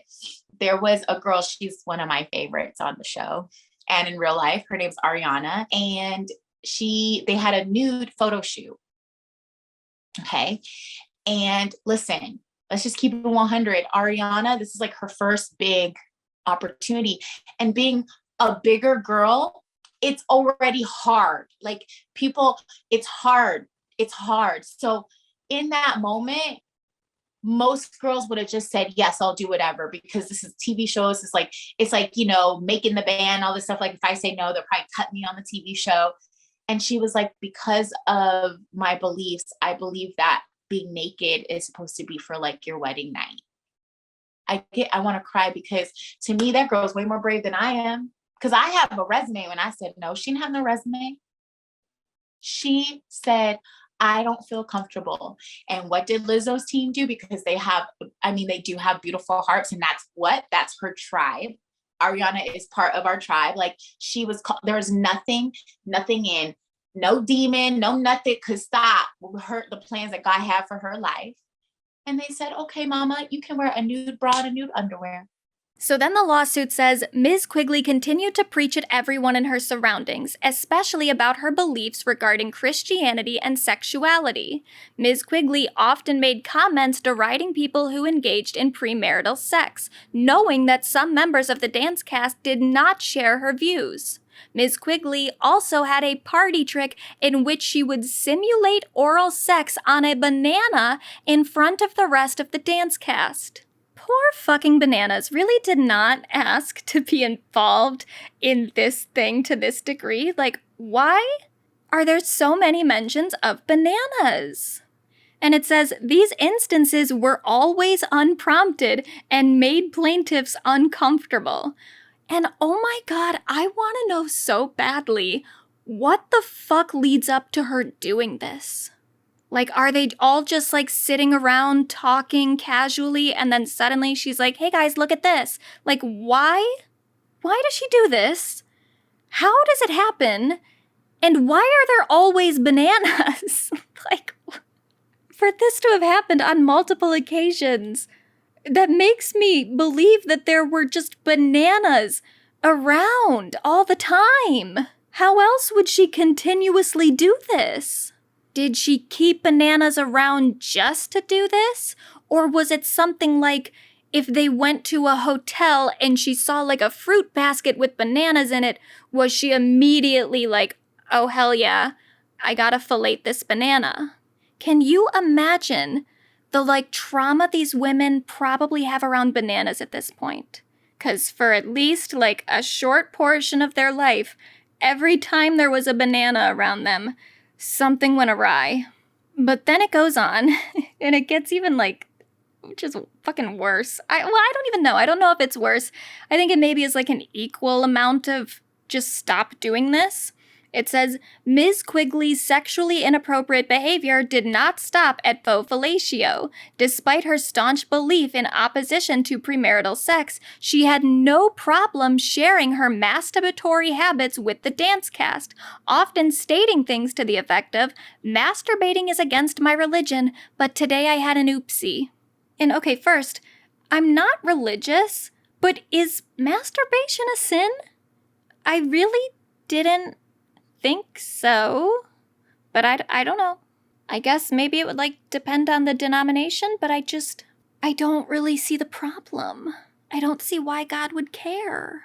I don't see why he really would care about the sex thing either, but I can see like, okay, maybe wait till marriage or whatever, because then there's like a stronger connection or something. It almost seems more of like a practical suggestion than like this is immoral. Whatever. Again, I'm not religious, so I can't speak to the logic behind it. But masturbation, it's like, that's your own thing, though. And then, is there anything that you can do to earn the right to masturbate? Like, if you have to wait until marriage to have sex, what do you have to wait to do to masturbate? Do you have to wait to get married to be able to masturbate? I need that explained to me a little bit more. Well, actually, no, I don't even care. Just, it's fine. And, more importantly, it's your business, and it's not something that you need to tell people about who don't really want to hear about it. And it definitely seems like these people did not want to hear about it. But again, I absolutely believe that this happened because I went while I was looking for the interviews in which she might have said something about Ariana's virginity, and I found a clip of her saying this, not in relation to masturbation, but to sex. Because I'm abstinent, so I'm waiting until marriage. Okay. From 27? Yeah, 27. It started at 26, but the first year I did a couple oopsies. I was like, it was hard. But yeah, like 27. So it definitely appears that the word oopsie is in her vernacular. And if she's using it in relation to sex, I think it's perfectly logical to think that she might have also used it in relation to masturbation if she apparently thinks that that is also a sin. And it doesn't even stop there, because then it says, Ms. Quigley's sexually explicit comments were so pervasive the entire dance team knew about her sexual fantasy of having 10 penises in her face. And I guess I just gonna present that without comment. Like, I really don't even know what to say. Though I do kind of wonder, like with the masturbation thing, is that something that she's just resigned to never have? Well, I mean, I guess she is clearly masturbating, so maybe at some point she will have 10 penises in her face, but is that something that's just permanently a sin? Or is there something that she can do to earn the right to get that? Does she have to marry 10 men? Is that okay in her religious beliefs? And like, at this point, dude, I get you have your thing with your religion and your abstinence or whatever, but like, clearly, you're a very horny person. This just seems like a very destructive path for you to be on. Like, go have 10 penises in your face and just keep it between you and God. You don't have to tell people about it. Okay, and so then it says, this is so ridiculous. Ms. Quigley continued to keep tabs on Ms. Davis's virginity and made it clear Ms. Quigley thought the only way one could be a proper Christian was through similar abstinence. And I'll also mention that at no point in this lawsuit does Ariana ever say anything, or her lawyer doesn't ever say anything about, like, why she's a virgin. It definitely appears that Shirlene just assumed that that was because she's saving herself until marriage. I don't know that that's the case. Maybe that is what Shirlene, or maybe that is what Ariana said to her. Or maybe she literally just hadn't met someone that she felt comfortable doing that with yet. Or maybe she's even like asexual or something. Like, there are so many options for why someone might not have had sex at some point that I don't know that Ariana's even specifically abstinent. And if she's not, if that was just an assumption that Shirlene made, I think that that might be something worth putting into a later filing if that's something that Ariana feels comfortable with. Obviously, I don't think that she really wanted this stuff to be that public in the first place, because she's talking about how uncomfortable it made her that Shirlene was talking about her abstinence, quote unquote, or her virginity publicly in the first place. But, you know, she is filing this lawsuit. It is pretty public now, so it might be worth bringing up if Shirlene was just making an assumption from her own religious fervor. But I don't know. It then goes on to say, Ms. Quigley also singled out Ms. Rodriguez as a non-believer and made it her mission to preach at Ms. Rodriguez. So this is Noelle. She started working with Lizzo on the Rumors video, and I guess she is a non-believer. I don't know what that really means in this context, because again, this is something that seems to come from Shirlene's assumptions or her perspective on what was happening. It could be that Noelle is actually like Christian or something. She's just not Christian to the degree that Shirlene is, or she's like a total atheist. I'm not really sure. But whatever she was, it really bothered Shirlene. It says Ms. Quigley even told other dance cast members it was her mission to minister to Ms. Rodriguez during the tour. When cast members told Ms. Rodriguez of Ms. Quigley's intent, Ms. Rodriguez specifically requested that Ms. Quigley refrain from impressing her religious beliefs onto Ms. Rodriguez. Ms. Quigley became irate and yelled at Ms. Rodriguez. At one point while on tour, Ms. Quigley stated, "No job, and no one will stop me from talking about the Lord." Again, like I said, if you go to Shirlene's website or her Instagram or anything that she does, it absolutely appears that she does want to like minister to people. I mean, she even had a GoFundMe at one point that was supposed to be for like this dance troupe or something that is like a ministry sort of thing. I don't quite know exactly what it was, but it's on her website, so you can go look at it. And she had like an Instagram live thing or an Instagram TV, Instagram Reels. I don't know what it was because it's done now, but there was a little point earlier in the year where she had like a Bible study thing going on her Instagram. So it certainly doesn't strike me as outside the question that Shirlene isn't just like religious privately in her own time. Like she likes to preach to people. She likes the idea probably of converting people, just given the sheer amount that she talks about it on every sort of like public platform that she has. And then it says, while Ms. Quigley was for sure the most extreme in her religious convictions, her sentiments were softly echoed by others in supervisory roles at BGBT. Before rehearsals and performances, the dance team would pray together. While it was not an official requirement for team members to participate in these prayers, it became clear that engagement was compulsory. The responsibility to lead the group in prayer rotated across the dancers, and when it was Ms. Rodriguez's turn, she politely but clearly made it known she did not want to lead the prayer. Despite Ms. Rodriguez declining every time she was asked, Ms. Quigley continued to pressure Ms. Rodriguez. In watching both the Amazon Prime show and then also Lizzo's documentary on HBO, there were moments where I saw the dance crew praying together. Obviously, I can't say whether or not people were being pressured or people felt that it was compulsory, and that is like a normal thing for a lot of dance groups and stuff to do. If people are religious, they'll pray before a show. Like, that's not outside the norm. But if people felt pressured into doing it, then that's fucked, you know? But I can't say I wasn't there. So that's all kind of the, like, really sort of harassment-y stuff that was happening, sexual harassment and religious harassment. There was also a lot more business stuff going on that's mentioned in this lawsuit. So one of the big things that's mentioned pretty early in the complaint is that Noelle was approached with another job opportunity that was going to run concurrently with rehearsals for Lizzo's live shows and tours, but then the rehearsals for the live shows were postponed, so Noelle went and asked Lizzo's tour manager if she could take on that other job that she had been offered while in this, like, waiting period between when the rehearsals were going to reconvene. And she was allegedly told by the tour manager, "Do you want the job or not?" Which the lawsuit says implied that if Ms. Rodriguez wanted to keep her position as a tour dancer, she could not take any other positions.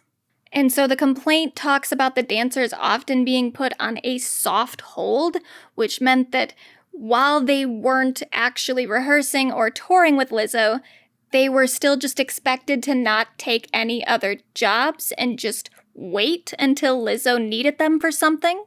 But while they were on that soft hold, they weren't getting paid at all.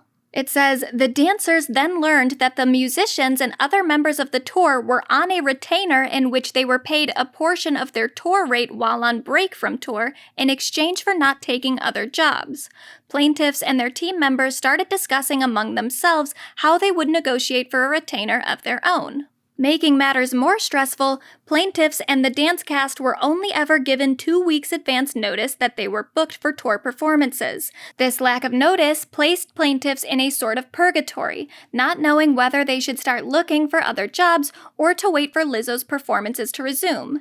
This insecurity made obtaining a retainer of utmost importance to plaintiffs and the dance cast. And this is where I would really, really love to hear from other dancers who have worked on tours of similar, like, sizes and with like artists who are as successful as Lizzo, because I don't know if retainer fees like that are super standard and expected for tour dancers. I definitely think that they should be in circumstances like this, but I just don't know. Like, is this a particularly egregious thing that Lizzo's tour management was doing? Or is this something that just happens to dancers all the time? Or even does it happen to other, like, musicians and stuff that's touring with big acts like this? I just don't know. I do not know. And I tried to look it up. I tried searching various things of, like, dancer, retainer fees, tours, yada yada. And I kept coming up with stuff that was, like, literal, like, retainers, like, physical retainers for, like, I don't know, like leg braces and stuff, or even like retainers for your mouth. So that was kind of a dead end. But so the dance team eventually starts putting in requests for retainers, and they originally requested a 50% retainer fee of their weekly tour rate. Eventually there was some, like, email correspondence, and then someone involved in the tour, I don't remember who it was. Oh, it was the tour company's accountant. They sent an email offering a retainer of 25%, so like half of what the dancers requested. And again, I don't know, like, if retainers are like a common thing in the industry, what's the rate that's super standard? Is Is 50% a normal amount, or would 25% be more industry standard? Not sure. Now, eventually, the dancers did get a 50% retainer fee, but in that email, the first one that said, we'll give you 25%, it says that the accountant took the opportunity to scold the dancers for unacceptable and disrespectful behavior while on tour, stating that it was cause for termination. Nowhere in the email did she explain what she or BGBT deemed unacceptable or disrespectful. Only the dance cast, comprised of full-figured women of color, were ever spoken to in this manner, giving plaintiffs the impression that these comments were charged with racial and fatphobic animus. So it says the plaintiffs and their fellow dancers were blindsided by the allegations of the email and requested a meeting with Kevin Beisler. He's another person that works in management on the tour. It says Mr. Beisler initially agreed to meet, but when he arrived for the meeting, he simply stated he had no time to talk with the dancers, even though he had devoted ample time to discussions with the musicians and vocalists performing on tour that same day. So then it says in April of 2023, the dancers and BGBT were able to agree to a 50% retainer. And I would really like to know how they got that back up to 50%. Again, there's just so many details that are missing here that I would really like more information on, but okay, good, they got the 50%. But then it says, unfortunately, despite the advances the dancers made in obtaining a retainer, it became clear that BGBT's management began to lash out at the dancers. Specifically, BGBT management treated the black members of the dance team differently than other members. BGBT's management team consisted almost entirely of white Europeans who often accused the black members of the dance team of being lazy, unprofessional, and having bad attitudes. Not only did these words ring familiar as tropes used to disparage and discourage black women from advocating for themselves, but the same accusations were not levied against dancers who are not black. So after that, they go into this dance rehearsal thing that ended up being a re-audition. It says, on or about April 20th, 2023, the dance cast was scheduled for an 8-hour rehearsal. Near the end of rehearsal, Lizzo arrived and called the dance cast together for a meeting to address the rumors of unprofessionalism. During this meeting, Lizzo also stated that the dancers were not performing up to par and repeatedly accused the dancers of drinking alcohol before shows, even though the dance cast had never partaken in such a practice. Lizzo then stated all the dancers would be required to re-audition for their spots, and if Lizzo was dissatisfied with their performance at the end of the day, the dancers would be fired and sent home. What followed was an excruciating re-audition in which dancers repeatedly ran through the entire 90-minute show. What was supposed to be an 8-hour rehearsal was extended to almost 12 hours. The re-audition was brutal as the dancers were not allowed a break. During the run-through of the show, Ms. Davis felt she needed to excuse herself to use the restroom. However, she was afraid that if she left the stage at any point during the audition, she would be fired. Ms. Davis pressed on as long as she could until she eventually lost control of her bladder. Still fearing the repercussions of exiting the stage during the run-through, Ms. Davis remained on stage, dancing in soiled clothes until there was a brief segment of the show where the dance cast was not part of the on-stage performance and were allowed a short break. Ms. Davis was utterly embarrassed and hurried backstage to change into clean clothes. Unfortunately, the only clothing available to Ms. Davis was a see-through garment provided by the wardrobe department, making her feel exposed and even more embarrassed. Ms. Davis was required to finish the rehearsal dancing in front of male crew members who were known to sexualize the dancers under less revealing scenarios while wearing completely transparent shorts with no undergarments. And that is fucking horrifying.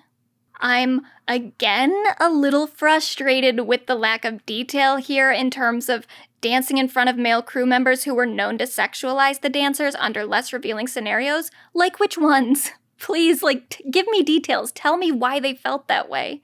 Because I absolutely believe them, just because I don't have any reason not to, but I also, I would need details to say for certain that there was some environment in which they were being harassed. And I don't know that because I haven't been given, specific instances of it.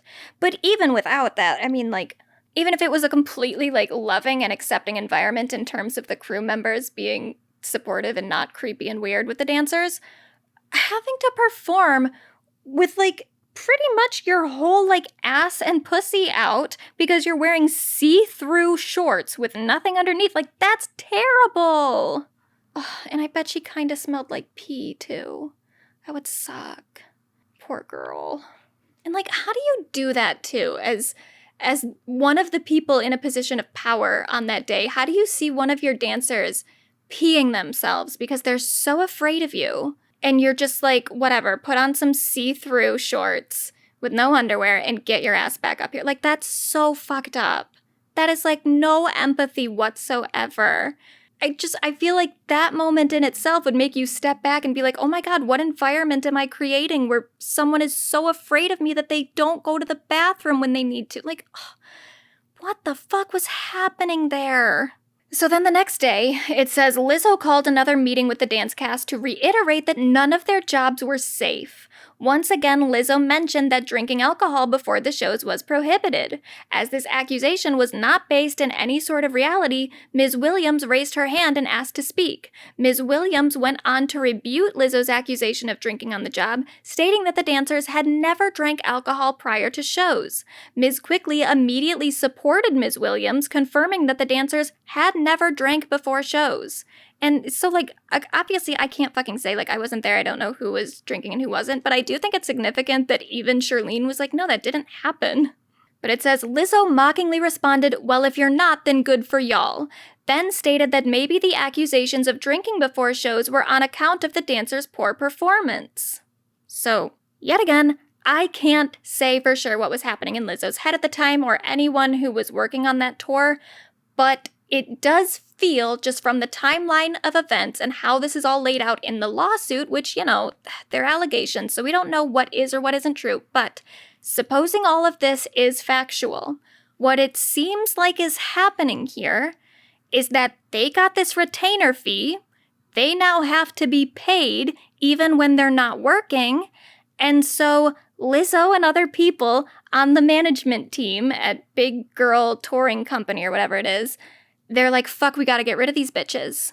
They're asking for too much. But we need to be able to say that their termination wasn't just because we don't want to pay them for the thing that we already agreed to. We have to find another reason to let them go. So they say that there's been unprofessional, inappropriate behavior, which, you know, we haven't fully heard Lizzo's retort yet, so maybe there was, I don't know.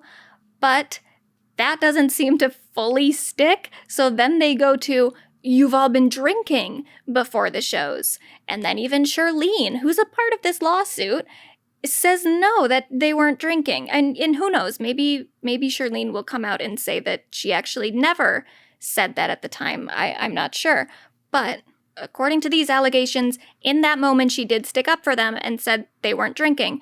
And then, allegedly, Lizzo responded with, well, then maybe we all just think you're drinking because you suck so much. Your performance is very, very poor, and we're going to keep you here all day until you get better. And with Ariana feeling so pressured to not leave the stage, even when she had to pee, it all kind of puts together to me a situation in which Lizzo and other members of the touring company were literally just looking for reasons to fire these people.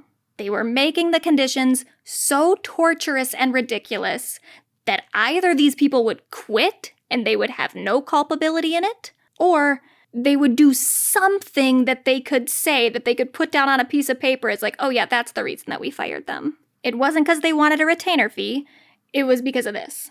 And then, for additional context, this is also the same day as the meeting that Lizzo and her choreographer had with Ariana about her weight.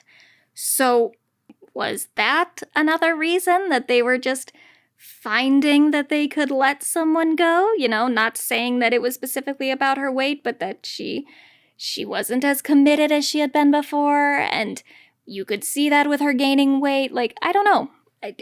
It definitely seems suspicious with the entire timeline.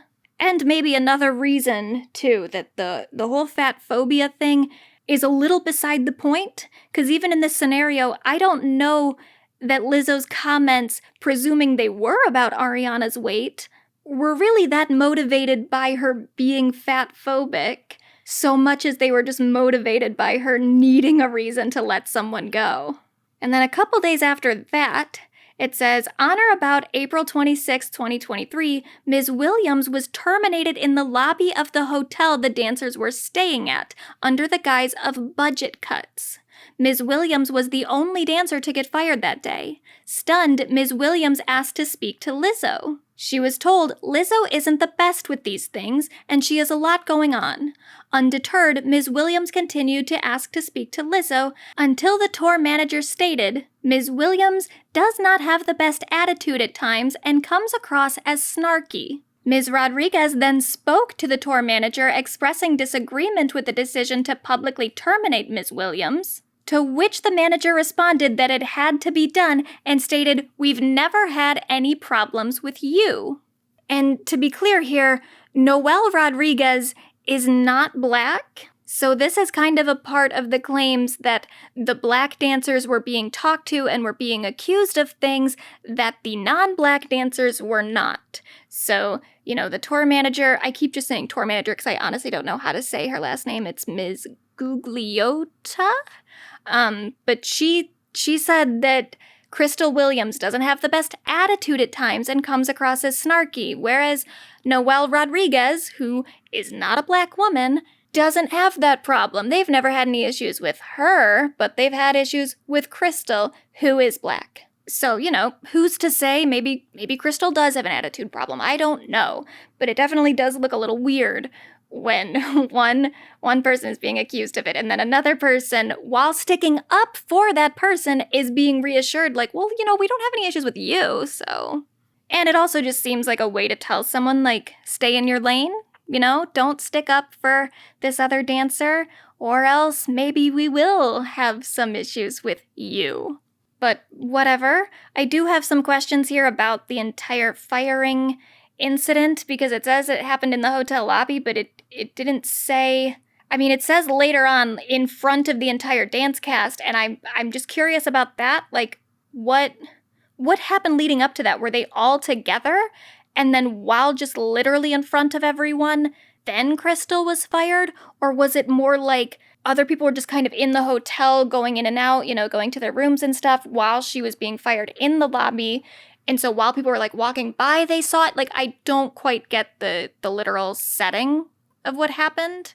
Either way, it's pretty inappropriate to do it in a hotel lobby, but it'd be even worse if it was very deliberately in front of other people who worked on the crew, but I don't really know.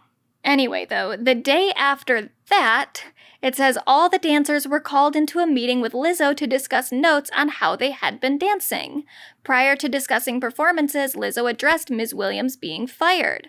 During the meeting, Lizzo stated that she had heard that one of the dancers questioned why Lizzo hadn't fired Ms. Williams directly.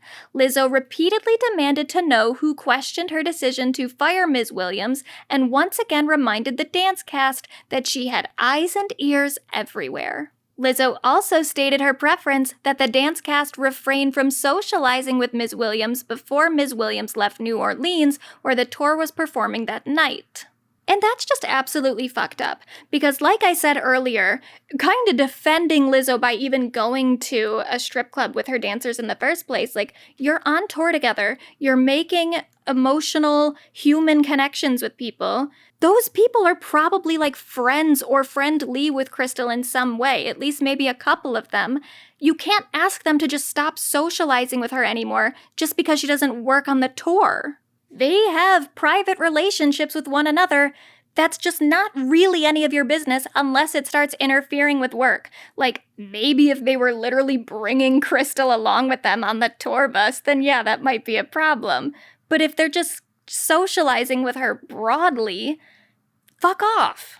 But so then Ariana was apparently recording this meeting on her phone.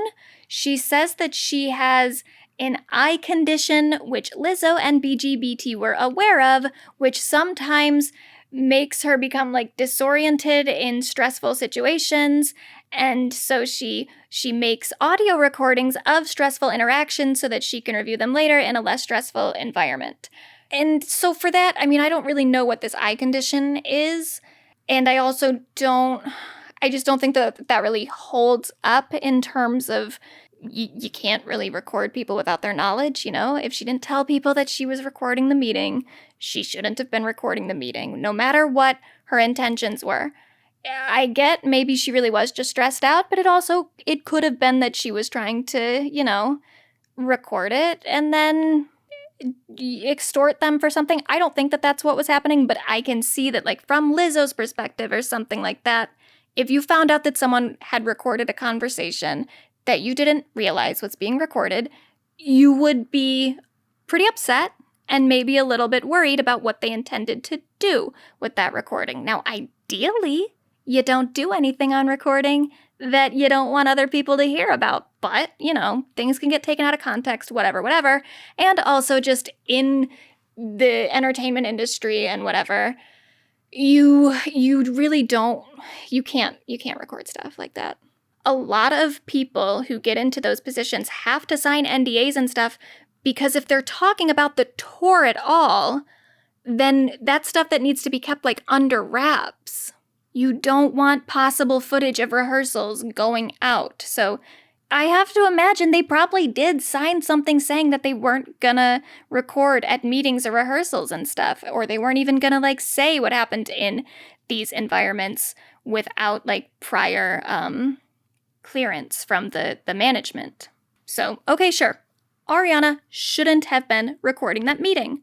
But that does not excuse what allegedly happened after that. So it says, on or about May 3rd, all the dancers were called into an emergency wardrobe fitting.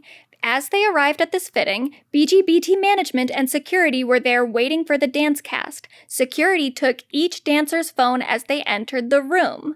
Once all were in the room and their phones were collected, Lizzo entered. Lizzo stated she knew that one of the dancers recorded their meeting on April 27th. Lizzo became furious, hurling expletives at the group and stated that she was going to go around the room, person by person, until someone told Lizzo who made the recording. So this is a very, very scary situation already, where she's intimidating her employees, not just to, like, confess to their own violations. She's also expecting her employees to rat out one another in front of each other. Like, if you're gonna go one by one and interrogate people, do it privately, and then don't make it super fucking clear who's ratting who out. And, like, who told her that the meeting had been recorded in the first place? I also would like to know more about that. Like, how did this even become a thing that Lizzo knew about? Did parts of the recording get out? Were other people listening to it? Like, why did this become a thing that she knew about? But Ariana does confess to it during the meeting. She says she admitted that she had recorded the meeting and explained it was because she wanted to have a copy of the notes Lizzo had given them about their performances. Ms. Davis also explained that she never intended to harm Lizzo with the recording and had even deleted it the day after. Lizzo responded with, "There is nothing you can say to make me believe you." So then I guess Shirlene and Lizzo took turns berating her and then fired her on the spot. I don't know how much of that was in front of everyone else, but it seems like it might have just been all in this one meeting that everyone was present in. So that's already just a mean thing for them to do, though I do understand why you would want to fire someone for recording something without your consent, especially as, like, a big artist who, you know, you have to be kind of more protective about the information about you or your tour that gets out. So, okay, fine. They fired her. I understand why that happened. But then we have two things that happen apparently, like, really at the same time. So it says, before Lizzo left, Ms. Rodriguez asked if she could have a word with Lizzo. Ms. Rodriguez explained that she did not appreciate how Lizzo had handled the situation with Ms. Davis, and that Ms. Rodriguez felt disrespected and therefore would resign. This resignation drew both Ms. Quigley's and Lizzo's ire. Ms. Quigley screamed at Ms. Rodriguez and Ms. Davis, calling them disrespectful. Then Lizzo aggressively approached Ms. Rodriguez, cracking her knuckles, balling her fists, and exclaiming, "You're lucky. You're so fucking lucky."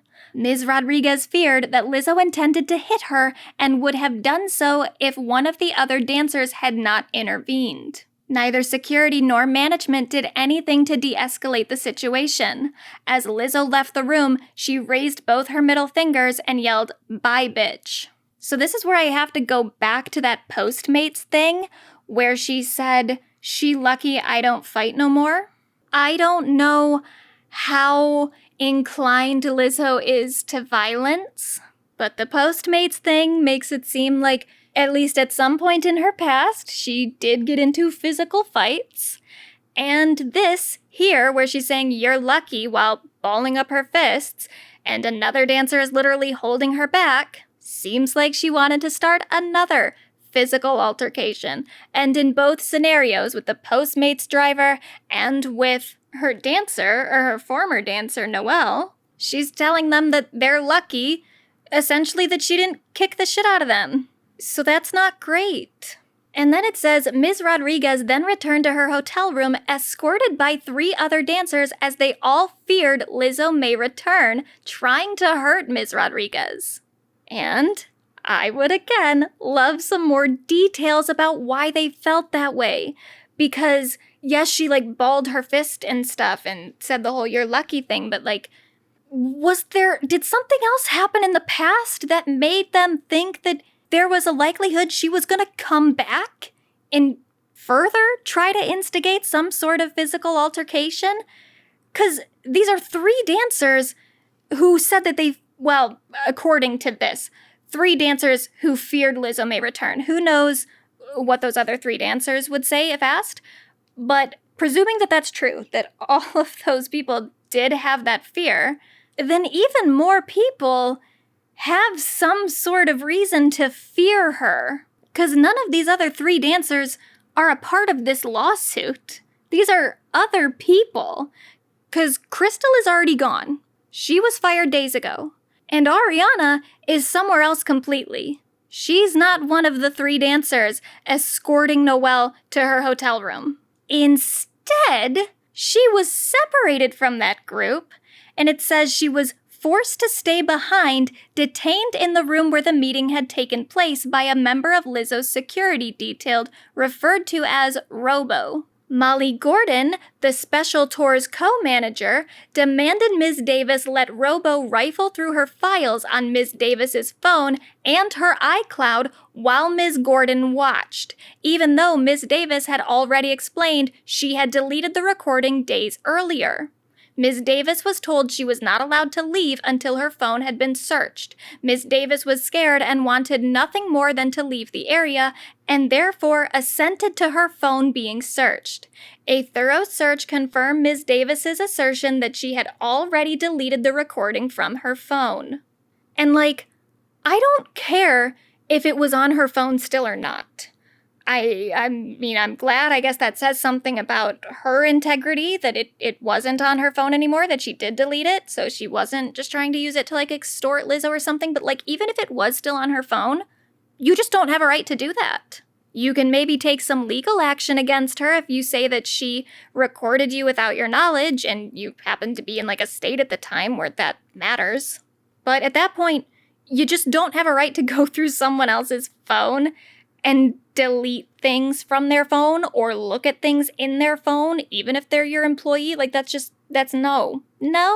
And you can't physically confine someone to any sort of space. Especially at this point, she'd already been fucking fired. She doesn't even fucking work for that company anymore. She should be able to just leave. Really, legally, she would have been able to just leave. But she was obviously very intimidated at the time. Maybe not even in terms of, the law or whatever. I don't know how convinced she was that what was happening was legal. Maybe she was completely aware that they were holding her against her will and that it wasn't lawful in any sort of way, but she might have even just been intimidated physically at that point. She might have been worried about her physical safety. And no amount of privacy violation of she recorded me without my consent justifies that, morally or legally. So that's the false imprisonment claim. I don't know why that one isn't getting as much discussion publicly as, she might have implied her dancer needed to lose weight. Again, I get it from, a branding perspective and from how it conflicts with Lizzo's public image, but like, she's being accused of false imprisonment. It kind of feels like a bigger deal. And so then it says, after finally being released from her confinement, Ms. Davis hurried to her hotel room, packed her things, met up with Ms. Rodriguez, and left for the airport. Their flights did not leave for another 7 hours, but the two were afraid that Lizzo, Ms. Quigley, or someone at Lizzo's direction might return with the intent to further confront or even hurt them. Like, what the fuck? How fucking bad were these conditions that they were working in for so long that they thought that even like Shirlene or just someone at Lizzo's direction might find them and try to hurt them? Like, what? And you could maybe say like, okay, well, just because they were afraid of that, that doesn't mean that that was actually going to happen, and that doesn't mean that there was any reason for them to be afraid of it. But even people who weren't a part of this lawsuit have come forward and said pretty much like, yeah, this has been my experience working with Lizzo.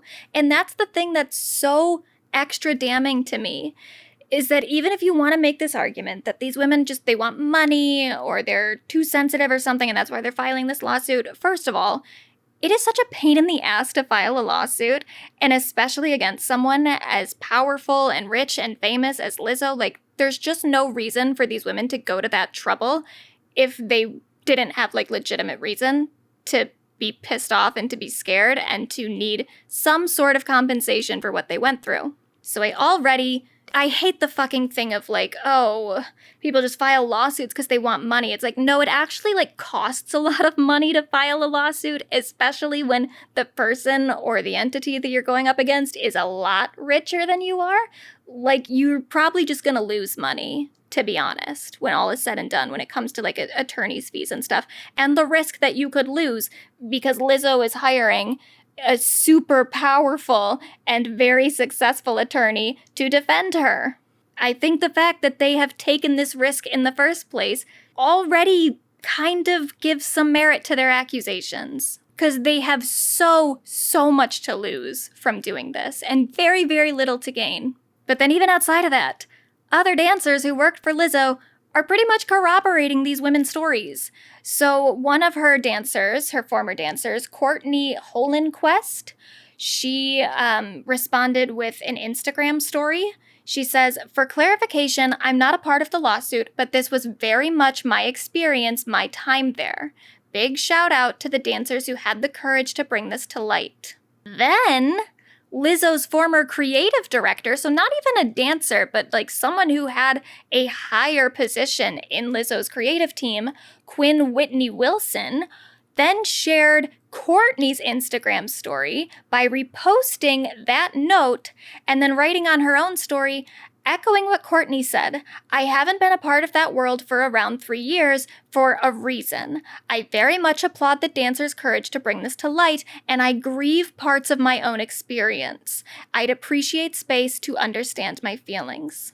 And then Sophie Nolly Allison, who is a director who was supposed to direct the HBO Love Lizzo documentary, posted on her Instagram story, or maybe it was her Twitter, I don't remember which, but she posted on social media, "I usually do not comment on anything pop culture related, but in 2019, I traveled a bit with Lizzo to be the director of her documentary. I walked away after about 2 weeks. I was treated with such disrespect by her. I witnessed how arrogant, self-centered, and unkind she is. I was not protected and was thrown into a shitty situation with little support. My spirit said to run as fast as you fucking can, and I'm so grateful I trusted my gut. I felt gaslit and was deeply hurt, but I've healed. Reading these reports made me realize how dangerous of a situation it was. This kind of abuse of power happens far too often. Much love and support to the dancers." She then followed up by saying, "To be clear, since I've spoken out, I've had others privately share their very similar experiences, and I have also been affirmed by people who witnessed what I went through. Lizzo creates an extremely toxic and hostile working environment and undermines the work, labor, and authority of other Black and brown women in the process. Notice how the documentary ended up being directed by a cis white man." She is a narcissistic bully and has built her brand off of lies. I was excited to support and protect a Black woman through this documentary process, but quickly learned her image and message was a curated facade. I stand with the dancers and anyone who has had similar experiences working with her and her team.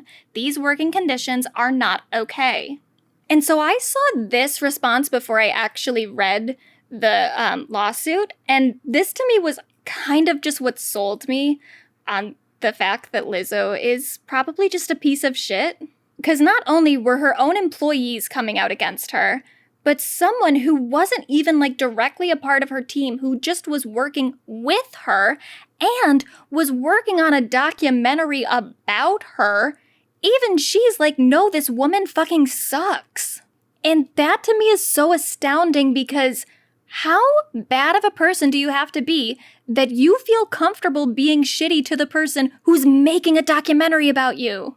I'll go back to the thing I said about like the security guard and her harassment of him. Like, why wouldn't you want these people to be on your side? Why wouldn't you be extra nice to them?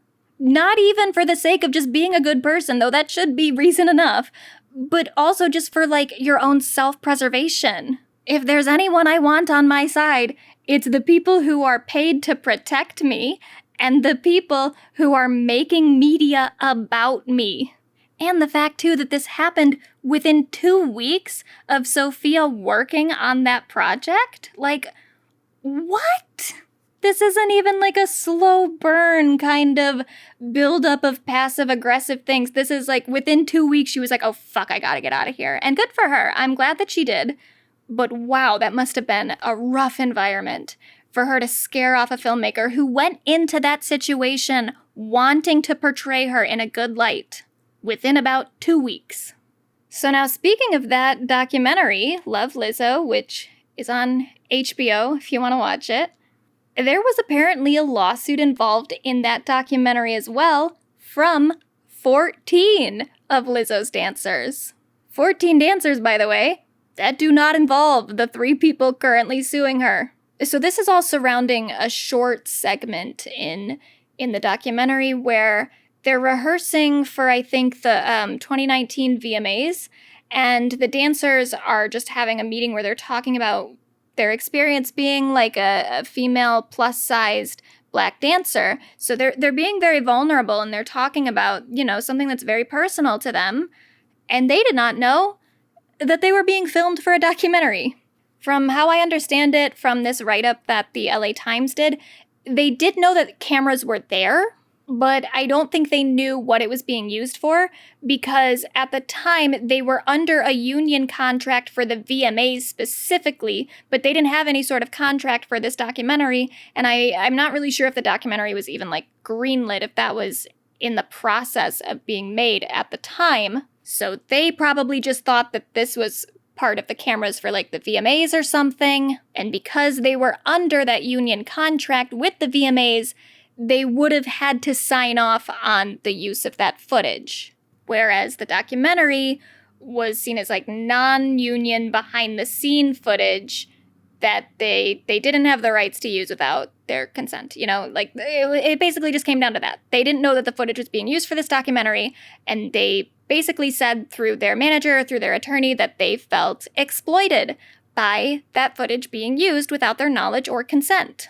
And so obviously these allegations are not as severe as the ones made in the more recent lawsuit, and Lizzo's attorney did say that Lizzo had nothing to do with that decision to put the footage in, that she didn't know anything about it, which, you know, that could very well be true.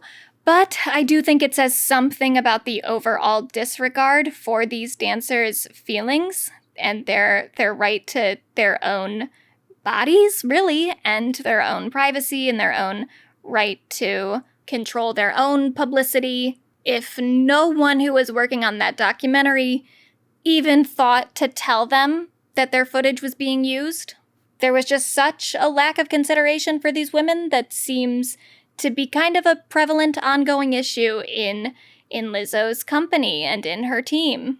And again, like, lawsuits are such a pain in the ass that it's kind of a last resort for a lot of disputes.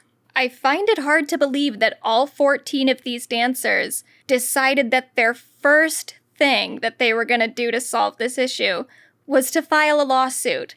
I have to imagine that this issue of the footage being used in the documentary was brought up in some other way, and that people were given an opportunity to compensate them prior to them filing a lawsuit. So the fact that it even got to that stage is pretty telling, especially when, it doesn't say that these are like former dancers of Lizzo's, it just says that 14 dancers. I don't think it's outside the realm of possibilities that some of those dancers were still working with her when the lawsuit was filed.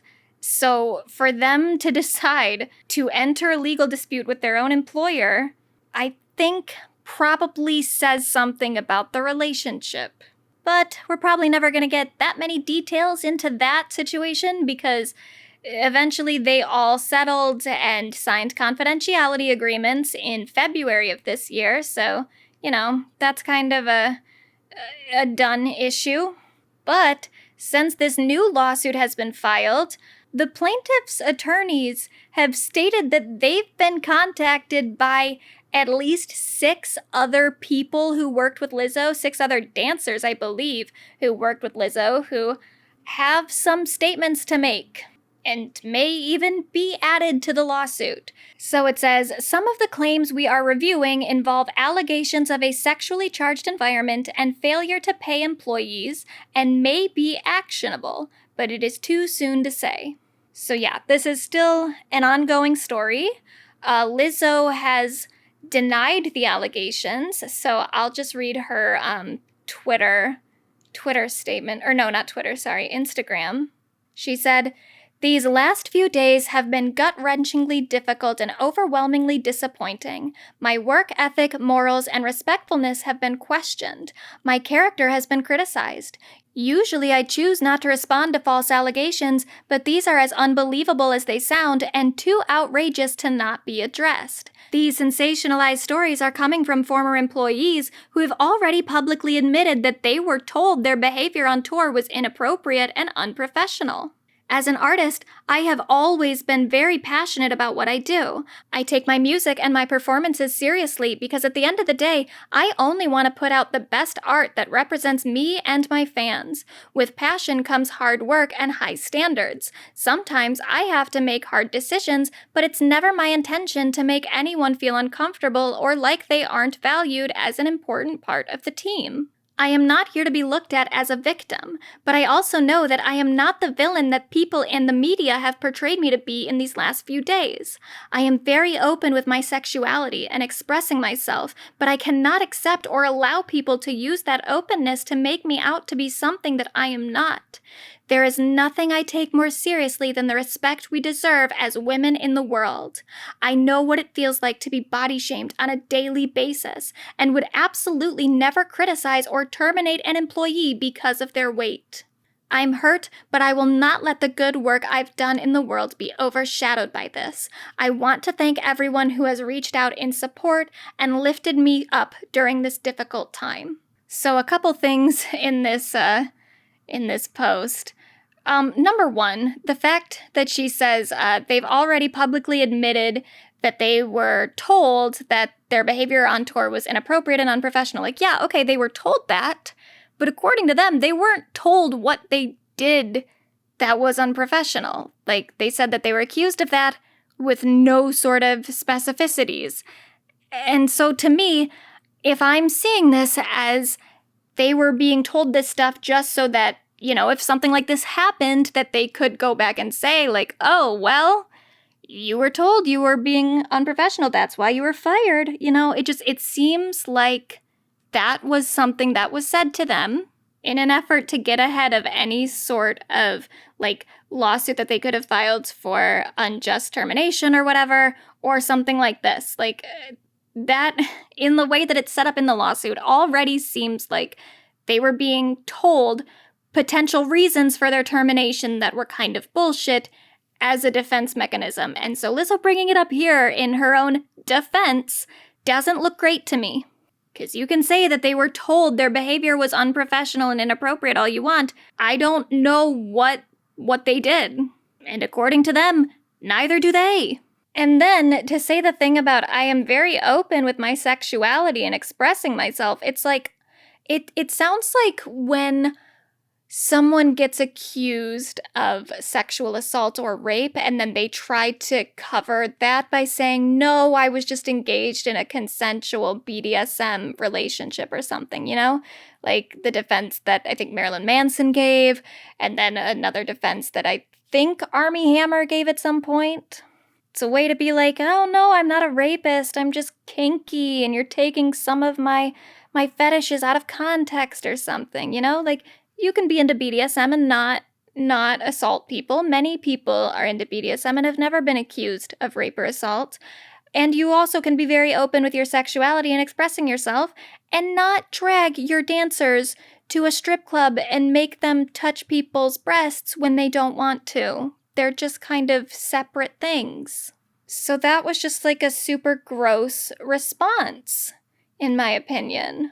And overall, as you can just see here, she doesn't cop to anything. She doesn't take any accountability for anything, including things that I think almost certainly happened. I mean, you can kind of get around the fat phobia thing and say that, oh no, she inferred that in a way I didn't intend or whatever. But the stuff with like Shirlene seems pretty in line with her overall behavior that has been pretty public for a while. And then the stuff with the banana bar escapades, like, girl, we have footage of you talking about going to the banana bar. And presumably, there's gonna be other people who can corroborate those claims, because it wasn't just like you and Ariana and any of the other plaintiffs in a room alone.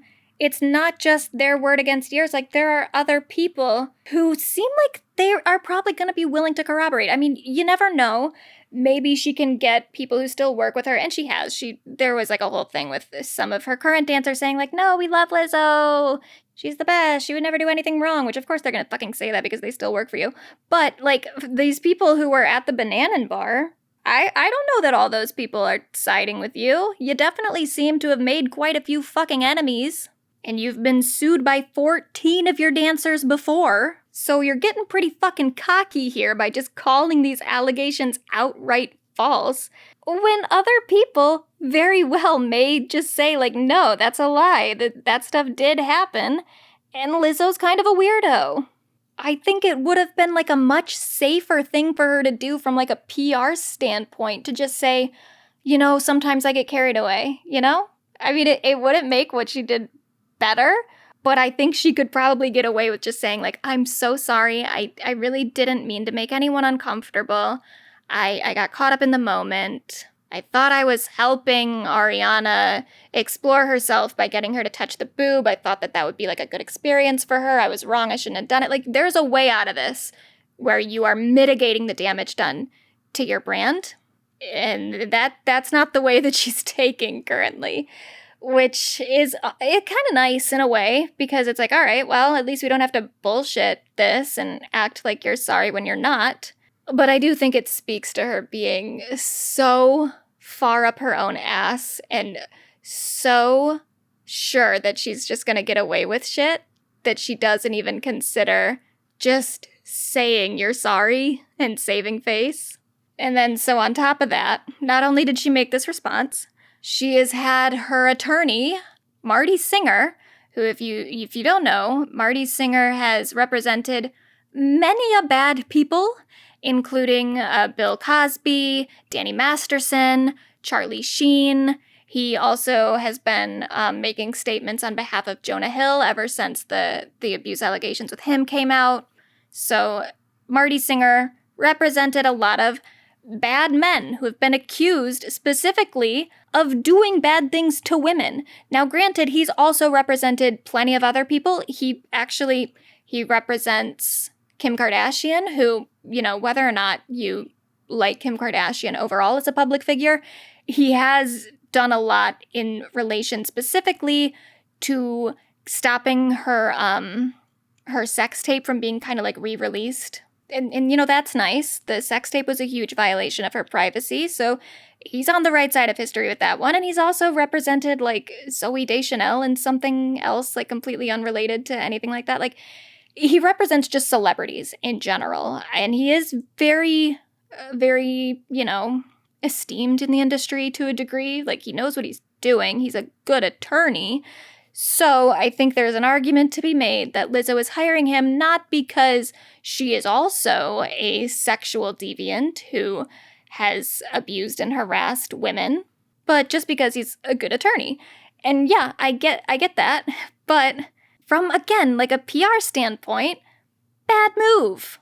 Doesn't make you look very good. And you know what else doesn't make you look good? Filing a fucking countersuit, which is what she's doing. She's countersuing these women so that, they'll just shut up. Like, that is what it is, And maybe we'll see what happens with the countersuit. Maybe there are claims in there that change my mind about certain things, but this just seems like a very clear intimidation tactic to me. And already the way that Marty Singer is publicly talking about these allegations is not inspiring any sort of confidence for me in Lizzo, because it's literally just all, like, just photos of the dancers at the cabaret show in France, where they're smiling with the cabaret performers and being like, oh, you didn't look like you were uncomfortable. You didn't look like you were being sexually harassed, which is such victim-blaming nonsense in the first place. But also, even for that specific instance, they do say in the lawsuit, like, yeah, the cabaret performance wasn't that bad. We were just upset about the fact that we weren't told that that's what we were going to. So yeah, sure, maybe they were smiling in the photos with the cabaret performers because they did appreciate the show, like, as a show, and they admired the performers, but that doesn't change the fact that they would have liked to have been told prior what they were going to. The fact that they are smiling in those photos is completely irrelevant, as is the audition tape that Ariana made for Lizzo when she was trying to get on the tour, that Marty Singer is now referencing and being like, well, you praised Lizzo in the video, so what now? Couldn't have been harassed by her, couldn't have been intimidated by her in any sort of way if one time in an audition tape you were nice about her. And by the way, this audition tape wasn't even for the show or anything that she was on. This was after she had already gotten the show and performed with Lizzo on, like, the Bonnaroo stage, and then she had to do another audition tape to keep her job, like, on the tour or something. I don't know. It was after she had already worked with Lizzo for, like, a little bit that she did the audition tape, and so that's why Marty Singer is like, oh, you already had experiences with her, and yet you stayed. It is just kind of like a, if you were so abused, why didn't you leave, sort of thing. But as Ariana has responded already, she just wanted to keep her job, and she said that she just hadn't even processed yet how abusive the situation was. So, her explanation makes sense to me.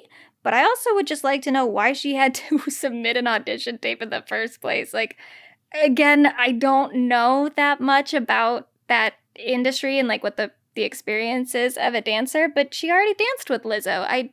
Why did she have to audition again? Wouldn't Lizzo know if she's, like, a good dancer? What? I don't know. I don't get it. It seems like Lizzo's just putting her employees in a constant state of, like, begging to keep their jobs. But so that's it for now. We'll see what else happens. I don't know how closely I'll follow this situation. I mean, I'll follow it just personally. I don't know if I'll make, like, a whole lot of updates on it unless bigger stuff happens. We'll see. For now, fuck Lizzo. All right, bye. Hey everybody, I just want to get on here really quick and say God is so, so good. God loves you so, so, so, so, so, so much. No matter what you're going through, even if you don't love him, he loves you. Glory to God.